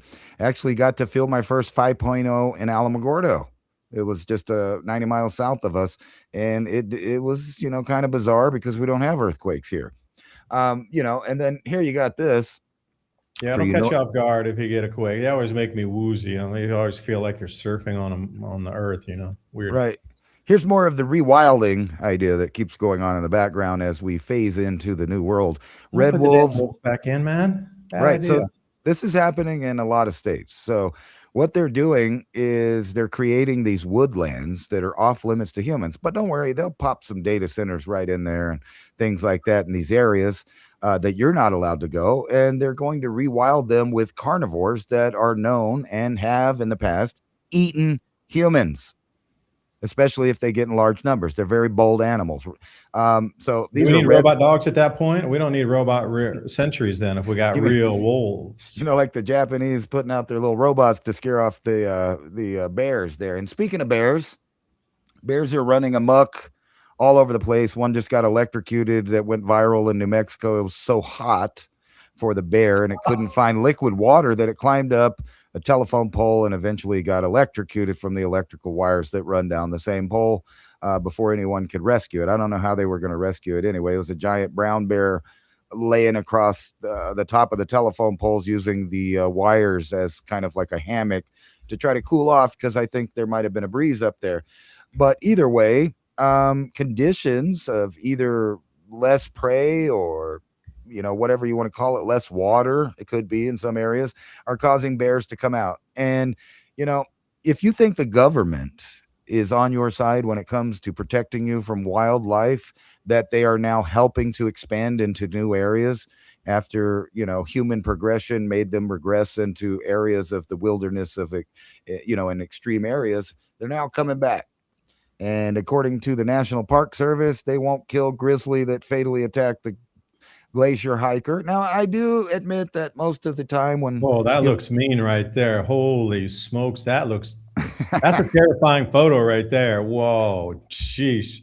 right, You don't get the size of that. You just don't understand the size of that one there coming at you. There's yeah, and these aren't very even few firearms will bring that one down charging. Yeah, this is a grizzly, and keep in mind that grizzlies are actually quite small compared to Kodiak grizzly bears that live up in Alaska and stuff like that. And polar bears, which, by the way, are doing great despite the greenies rumors that they were in danger. They're doing great. Matter of fact, numbers have skyrocketed since they started keeping track of it. They're everywhere. They're eating everything because they are actually the apex predator. Now, it's funny to me that for some reason, these same billionaire groups are the ones that are trying to bring back the woolly mammoth, the dire wolf, bring back the grizzly bear in areas it wasn't, red wolves, gray wolves, timber wolves, you name it, European wolves. You're slowly being pushed out of your environment because the message is loud and clear. There's population reduction, and there's no room for you. And that leads Well, let me me in. add a caveat to that. Canadian Ice Service polar bear census was what Ransom was referring to. I done way back in like 2015, 16. Everybody kept writing these damn articles about polar bear. So I did the research. And the whole thing is only half of the Arctic was mapped because the Russian side didn't have any data with it. At least that was not available to me or other researchers that were looking on the Russian side on the polar bear census. Just on the Canadian Ice Service, which included Alaska and included all the way up through Lapland, all the way over there, that whole northern circle area, their numbers had increased from 5,000 to 25,000. Now, keep in mind, that didn't include the whole Russian edge of it. So that's the great increase. Oh, and I got an answer from Craig here. He sent me that above average a little, that 100, but he says, it's slightly more than normal, but if it stays above 115 degrees for a few more days or another week, that's when it will become unusually hot. So there's your answer from somebody who lives there. It's normal unless it's a continued streak of that heat. So one day here, one day there, normal. But like that elevated level for a week or two on edge, that's going over the range there. So we'll see. Temperature's supposed to drop back down another day or two. So right from the horse's mouth. Craig, thank you for your kind analysis on that. Right. Yeah. So it's like I was saying, if you talk to people from there, they're used to the heat. So let's just roll down the things that lead me to believe that they are indeed pulling the plug, or you can call it World War III or World War IV, depending on which intellectual circle you talk to. But you got, of course, we're going to use a cause, even though that we are the ones that perpetrated and started the combat activities. We now have reason to punish Iran for the deaths of an increasing number of U.S. military. You got Iran's threatens, and this, I love this headline here: full-scale offensive. No political border will be safe if airstrikes don't stop. So they're saying quit. We're going Well, to if we get weren't there, none of this would be happening. right. And it says we are going to get even closer. Iran makes more chilling Trump death threats. Then you got what people forgetting around, that we have a bunch of operations going elsewhere, not just in the Middle East. Cuba near complete, collapse, if not already, where they continue to have blackouts, struggles. They were a good picture of what may be happening for parts of the rest of the world if things continue. Blackout, famine, totalitarian control of your local government to keep things in order while things are declining. And then you got like Germany raising their terror threat to high and warns attacks could happen at any time, those pesky Russians. And then here's the clock's now ticking for Netanyahu's political future. So he's going to have to act to keep himself in power, not unlike the way that we rename military operations every 59 days so that they don't have to go to Congress and get permission to go to war. You just start a new campaign every 59 days, rename it. Netanyahu's similar to that. He continuously starts operations right when it's time to either go to court for the charges he's facing or, have a re-election. So that leads me to believe that there is an imminent action coming from there. And this is the main one of all. Of course, oil reserve hits lowest level since 1983. Meanwhile, you got Hegseth clearing house at the Pentagon and asking for $37.5 billion more. That they don't want to give him, but he's also been firing people at the Pentagon left and right. You got Saudis reaching a new deal that will make enrichment nuclear fuel, because that's never turned out bad for anyone before. And then here's the risk of the arm race over the U.S.-Saudi nuclear deal. You see all these nuclear symbols popping up all over the place, which of course is going to lead to weapons. It could lead them to nuclear fuel for, generating power. They haven't seemed to need it before, but here you go. Here's a real key right here. Iran strikes on CIA facilities in Gulf, prompts questions about possible Russians' role. They're giving them the targets. It's when analog meets digital. You make a phone call, you tell them the coordinates, then they just aim their old school crap, towards it, and they might get lucky and hit it.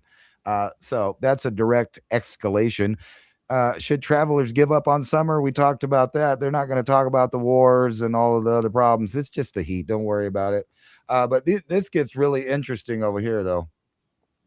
To take a break from that. You remember back in 2020, I don't know, a lot of people that were watching one of my band channels might have remembered when I made the theory that it might be possible, if you collected enough forever chemicals, i.e. plastics, in your body, which we found that they're in our testicles and our lungs, all, women's reproductive organs. So we're completely saturated in the plastics, but also, but not limited to. Now, remember goldfish, when I was talking about earlier about the millions of satellites that would be covering the sky, dropping off soot of heavy metals and ammonium nitrate and aluminum, something. I don't even remember. However, this new MIT news puts my theory that you could wirelessly use the heavy metals and the plastics that you might find in someone's body to create technology, microscopic wireless electronic devices that travel through the bloodstream and implant in targeted brain regions where they provide electrical stimulus. You mean message receiving capability from an outside wireless source? Right. And I'll reframe the English for you there. And now, and I've shared another paper there on the Civilization Cycle podcast Telegram channel that was about how they could use light to program this exact said technology. Now, remember, I got banned, and a lot of people thought I was probably nutty for saying that, there's enough materials in your body to use magnetic fields and other technologies to create technology in your body without you ever getting an implant. And there ends the peripheral age that we're now in. Hey, hold on, Hazelnut. Give me a second here. Chestnut. Now I'm going to ask. Hey, so I wanted to say something about the barrel bottoms. So going back to that prior point about coming to operational floor levels on the barrels. So my question is, with a straight face here, what kind of idiot would design a system for a strategic petroleum reserve that runs out when there's still 70 million barrels available that can't get pulled out? And it strands you at 70 million barrels, and you're like, oh, we don't have any left. There's only 70 million left, but we can't do it because the operational floor and the pressures, dude. We got to leave those 70 million barrels stranded that we could use for national defense. Like, what kind of development? They're lying to us. They're absolutely lying. There's no way they're going to leave 70 million barrels stranded because they don't have enough pressure. So come on, man, we're being lied to. No. It's not that. It's that we used to be able to do that and go to the moon, but the technology no longer exists. We lost the wooden straws. Were we moved to paper straws to get the rest of that out? Because plastic's too bad for the environment. Maybe we could get a cellulose straw program online so we can get those 70 million barrels out. Right. I don't know, but we're about to, according to their own mouth, massive attack greater than anything before on Iran. Now, these are all things leading me to, we might just drop a nuke on it. Great music, by the way. Iran war latest. U.S. carries out more strikes. Trump threatens Iran Houthis with major punishment. We're just telling everybody, we're really going to go all out here. And, it's so bad. Dubai's offering people money to come over and lure your friends to come hang out over here in the war zone. It's okay. Don't worry about those drones. Hey, wait a second. Now, Dubai government, this is a direct message to you. If Ransom and I broadcast live on Thursday nights, can you put us up 2 weeks in a hotel? Ransom and you get us our tickets out there, and we'll come over and fly over, and we'll do it from Dubai. Not me, man. I've said too many things. Well, I will, and Ransom will be on the other side. I've said too many things publicly on the internet about certain people's faiths and my problems with it. So you'll never catch me going to any country run by a religion. Ever.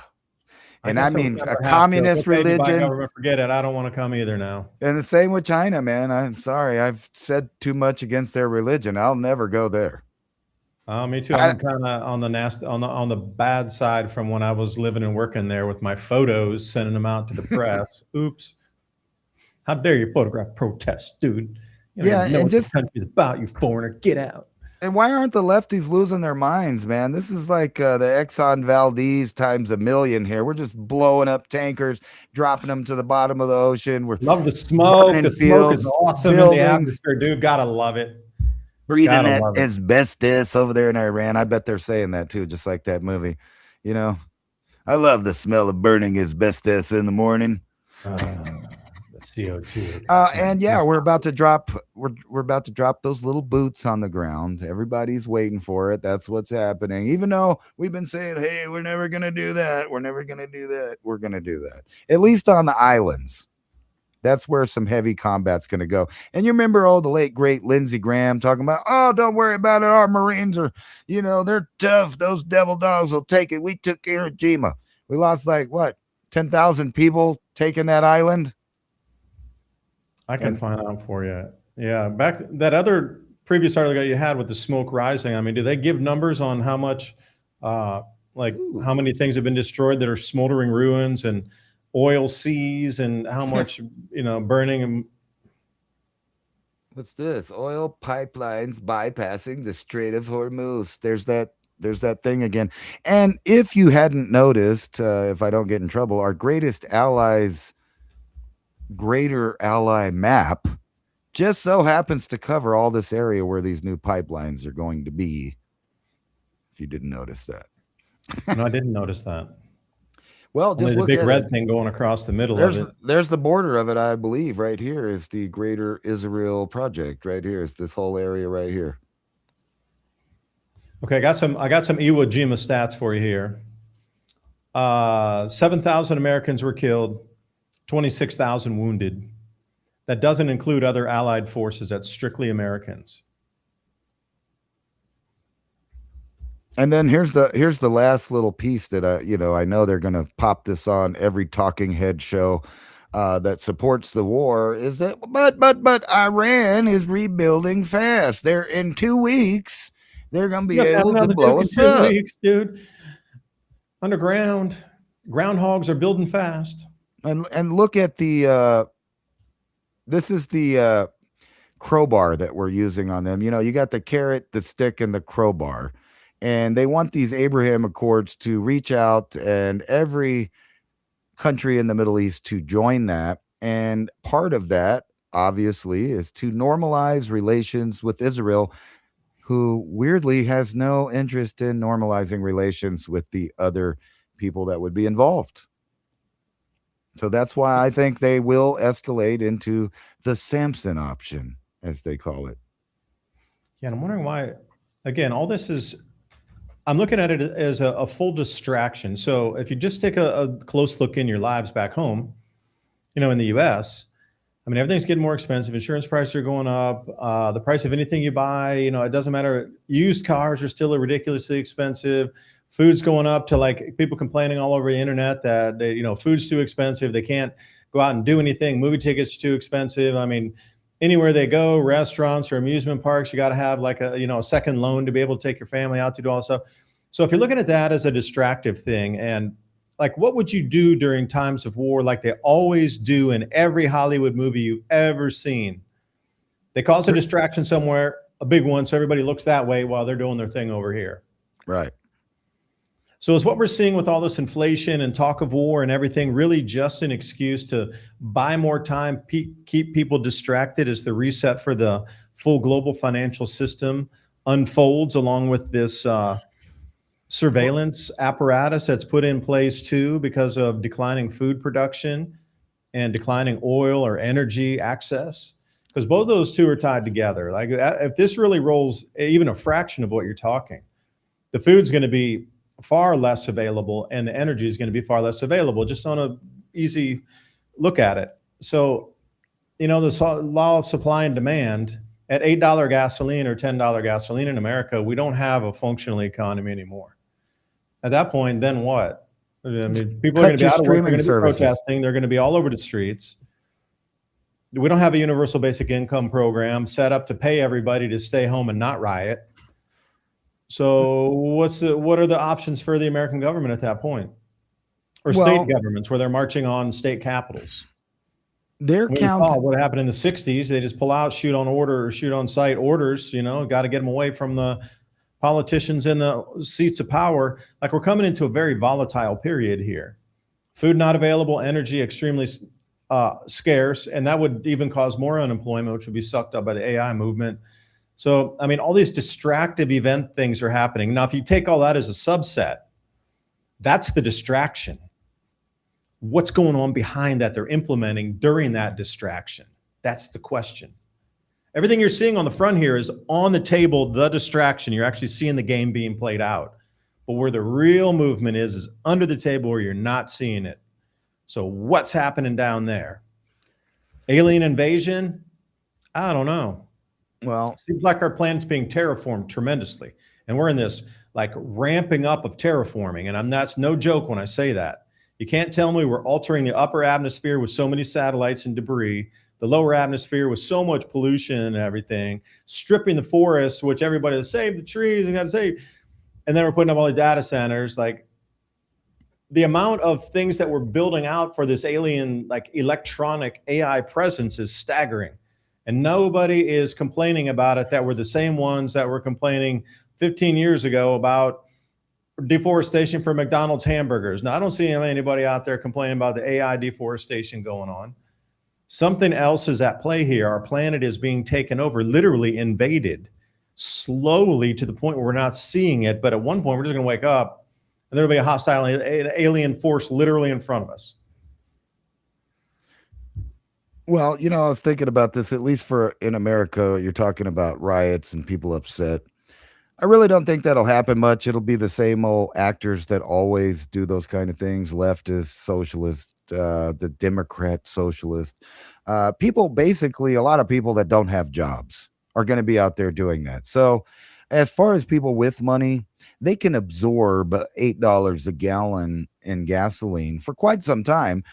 They might have to rearrange their life. I don't know, get rid of some entertainment things, cut some streaming, this, that, and the other thing. We buy a lot of disposable income items and wasted money. There's no doubt that Americans live like that. They live lush, they live comfortable. You might want to turn down that air conditioning I was so fondly talking about earlier. All kinds of things. However, in the long term, I know that these people are masters of incrementalism. So I'm not expecting no single big trigger that where I wake up, although those seem to happen every so often, a smaller ones, but a giant one, I'm not really expecting that. I'm expecting the same steamrolling, inevitable incrementalism that I've learned to expect from these people from the beginning. And, that's what they're going to do. And the reason I was showing that map is because I think that map is what will, I don't know where it went. Well, I turned it off because I was showing up this same thing about corn prices in the same exact regions where you're talking. So you got people taking out 20 million long bets on corn going up in price. Like, people don't do that unless they know something, What was that old Trading Places? Remember that old movie? Like what they did with the orange crop? Well, the same thing. People don't put that type of money out unless they understand that there's a possibility or a good percentage. Their risk analysis is saying, hey, probably going to be going up. If you look at the Black Sea, Kazakhstan stopped all the pipeline loads going into the Black Sea. No oil coming from Kazakhstan. They were a major producer too. So the Black Sea export route is totally cut off now. There's nothing really coming from Russia. Kazakhstan just shut it off. All the wheat and the crops being grown in Ukraine's offline. We got the fertilizer disruptions down out of the Strait of Hormuz. And Bab el-Mandeb, down there, that's all the Red Sea corridor coming out. But and then you can see soy is starting to trend back up again. Now, usually when they're coming to this type of season right now, and they're doing the crop tours, so we're getting some analysis that obviously things are bad in the fields or else these prices wouldn't be going back up. But it's not going to take that long until we're, $10, $12 beans or something. Looks like it's corn. Spot index. Oh, it's just a pure ag index, but you're looking at $12 bean or something. But this is going to come up near the all-time highs here really shortly, because once we get to them actually harvesting and we get it's really coming into the sheds, then it's going to be something very dangerous that's going to approach our planet here in terms of how our society is going to start to break apart. Because once these rising food costs go into the actual stratosphere and the news media starts talking about the shortages, the famines that are inbound, that's not going to sit well, and everybody's going to panic buy. And that's just going to drive the prices. Then we're going to have to get the digital rationing cards and all that bullshit. So that's going to be the order of it going out as we come into the end of the summer. So I would highly encourage you to prepare with your families.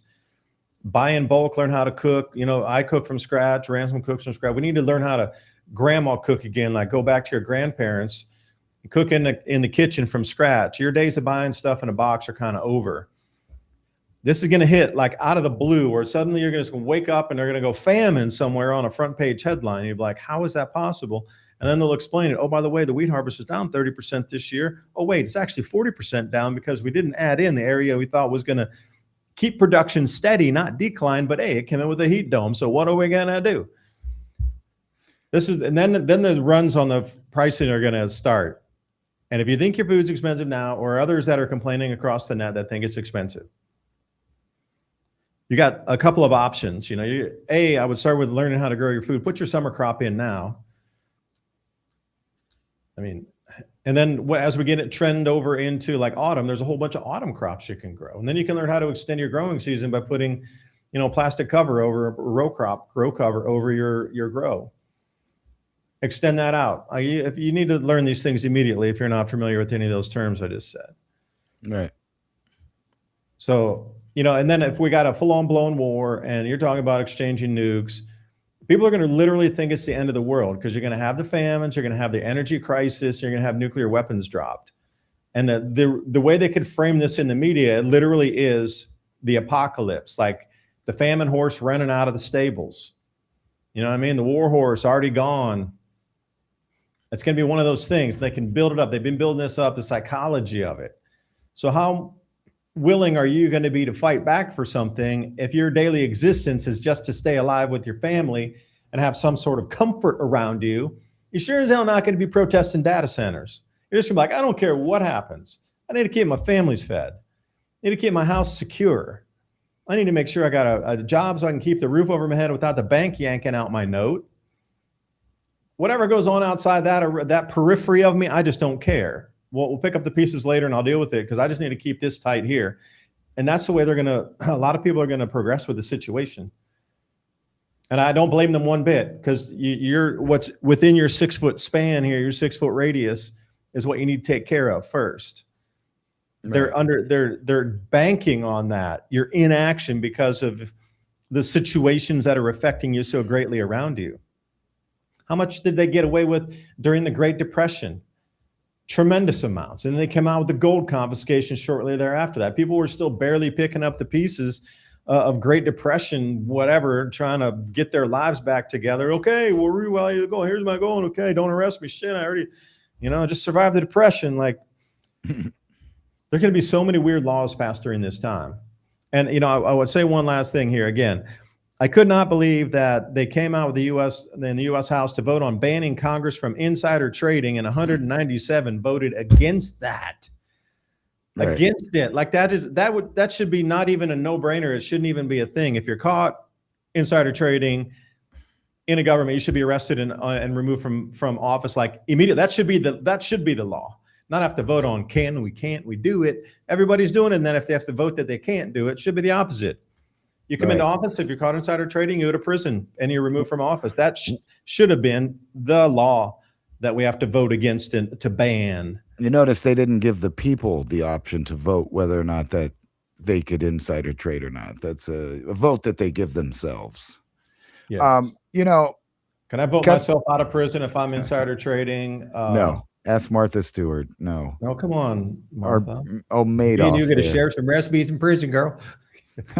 Right. So, kind of you asked me about a trigger, and I really do think that once you see on the news that Israel now has a combat operation involving Turkish forces right around that area where these pipelines are going out, I would say that that's the trigger that we were talking about. And I wanted to point this thing out here. We were talking about outliers, right? Can you bring up a Turkey map too? Like when you're at it, you got a Turkey map on your screen. You bring up. Well, let me find one. I'll find a cool map. If you look in the background, we were talking about outliers and all the automotive stuff and the grid and the tracking and the tracing. If you notice, when you're looking over there in Iran, what do you see? You see a bunch of old 70s cars. None of it has tracking and tracing. None of it. There's no flock cameras going on over there, except for whatever cameras the IRCG set up in the mullahs, but they don't have all of that other stuff that the Western world wants to put in there. And one more last thought that I had here. Let me turn this off. No, they don't. And that's the same with a lot of these nations that are, like you say, outliers. If you go there, Cuba, they still have an enormous amount of older cars. And I'm not talking about Cuba, but Venezuela. Yeah, and places like Central Colombia. Asia too, man. I'm not even kidding. You go there, there's all kind of stuff from the 70s still running around in Central Asia. The entire, country of Africa. I mean, most of Africa. Yeah. Excuse me, not a country. Sounded like one of those guys off the street. No, I just wanted to put one more point when you were name a letter talking about the AI and the software, just kind of smoothly inching its way into everyone's life. If there really was an extraterrestrial artificial intelligence they sent here, I don't think that anyone would recognize it. It would appear to be something very basic, and it would grow with our internet and with our understanding of an AI, and you wouldn't even be able to tell that became the standard model in a few years. There would be no way for you as a human to identify that it's alien tech you're integrating with over human created tech. Over incrementalism, because think how we got incrementally sold the smartphone. Right. The droid that goes with you everywhere. But now, like I said, they can just make one of those inside of you. Even if you want to be off grid, we can tag you still. Let me bring up the map a little larger here. I'm going to smack that. All right. So there's our Turkey map. So we got Cyprus on the bottom there, the Cyprus. But you notice all, Constantinople itself, the connector between, and that whole, Bosphorus Strait coming out of there through the Black Sea. We got Russian oil production offline and the refinery capacities offline. So if I was an alien invasion force, I would start to go after the refineries, which means diesel fuel, which means no food, which means the host species of the planet starves or weakens themselves. Right? That's what sieges were all about, is to take away your calorific input so you couldn't fight back. By the time the armies stormed the gates, you Salt couldn't the lift earth. yourself off the ground. You were so malnourished. All right, so we take away all the Russian refining capacity, which has now put a huge dent into global diesel production and reserves. I mean, we're out of it, like pretty much what we're producing is what we're using. There's really no spare capacity for diesel. So I'm saying it's going to get really expensive at harvest season for our farmers. And then we got the whole grain baskets going offline over there. Bulgaria is coming on with some good production. They're one of the only regions across Europe that did well. You know, that heat dome that wrecked almost all the crops from Germany to France, all the way, everything in between. Bulgaria and Romania kind of were on the very edge. And maybe it's because they had more microclimate along the Black Sea there. Not sure. But those two countries out of Europe have some of the best crop production of the year compared to more far west, where everything's just, they're looking at massive losses. I don't think they're really telling you the full scope of how much that heat damaged the beginning, right when they were coming out of the ground, those, little sprouts when they're starting to mature off. They got a heat dome and everything was just greatly damaged in that first, 2 weeks. And then we got the second. Now we're into the third heat dome. So crops are not doing well in Asia, or excuse me, in Europe or Asia either, or United States. But where do you see the pivot point is? So we know coming out of Syria, there's supposed to be a pipeline coming out of there as well. Yeah, that would be popping out like that. You see those two red lines right there? That's right about where they're at. Yeah, maybe those are pipelines. I am not sure. But you can see why I said Cyprus. And if you look, you back that map out, you see the Soviet Union, you see the Middle East, you see Europe. That is the strategic center of any world war that we're going to have. It'll start here and it'll spread all the way down that band, all the way over to Taiwan. Yeah, because Kazan Island, remember the what was her name? The girl was that, well, we walked with bare feet all the way to the top and we loved it and we want to buy the island. Kazan Island. Right. And you remember just a few years ago that this whole area What was her was name? Married to Jared Kushner, I believe. I forget her name. That's right. But you remember a few years ago, around 2011, all of the migrant hordes were vandalizing and destroying stuff in Turkey, and then they moved into Greece and Bulgaria and made their way west to now a completely occupied Europe. So if you're going to have any major conflict in the Middle East, you know that things will necessarily shatter belt all across Europe. Europe's done. Right now, they're nothing more than a playing piece for the other powers to decide who gets to run, rule, and make money off of. Yeah, because another really important strategic choke point there is in Albania. If you go right down to where our black box is, where Ransom's head is there, that covers up the Kazan Island, which was the whole big thing that Trump wanted to buy, and they wanted to do a resort for like 1.2 billion. And then there were so many protests. They call it the Flamingo Revolution because they started bulldozing wetlands and protected areas to put in a private pier and port and yacht club for the people who were going to stay in Kazan Island. So the locals are like, we're not having it. The president came under corruption investigation and got kicked out of power. So that deal is off the table for the moment. But it's all thing. They keep probing, and eventually one day they're going to get their deal, but not today. But that's whoever controls the Adriatic. Look how important of a sea lane that is as well. Right. Well, you remember we started working on that during Bill Clinton. We started working on that area during Bill Clinton with the same tactic. We shoved migrants from Middle Eastern countries and pushed them. And then you started having ethnic cleansing going both directions. You remember we were Milosevic and all of that stuff. So you have stuff from Bosnia and Yugoslavia. Yeah, all of every that country whole you see area. here was former Yugoslavia, by the way. Right. It's the same playbook. They just do it. And see, you could tell just from that. Think about all the areas that we softened, say from 1991 to 2000, and then from 2000 to 2011, and then to now. It's just like that Gates thing. To ignore the fact that there's a neocon plan moving out, and to deny that there's a greater Israel project, and to deny that there's a coalition of Islamic states merging, and to deny that everyone, all of the major powers, are gathering their resources, and that the whole world is set up for giant famines for decades to come. It's just there's no real way around it.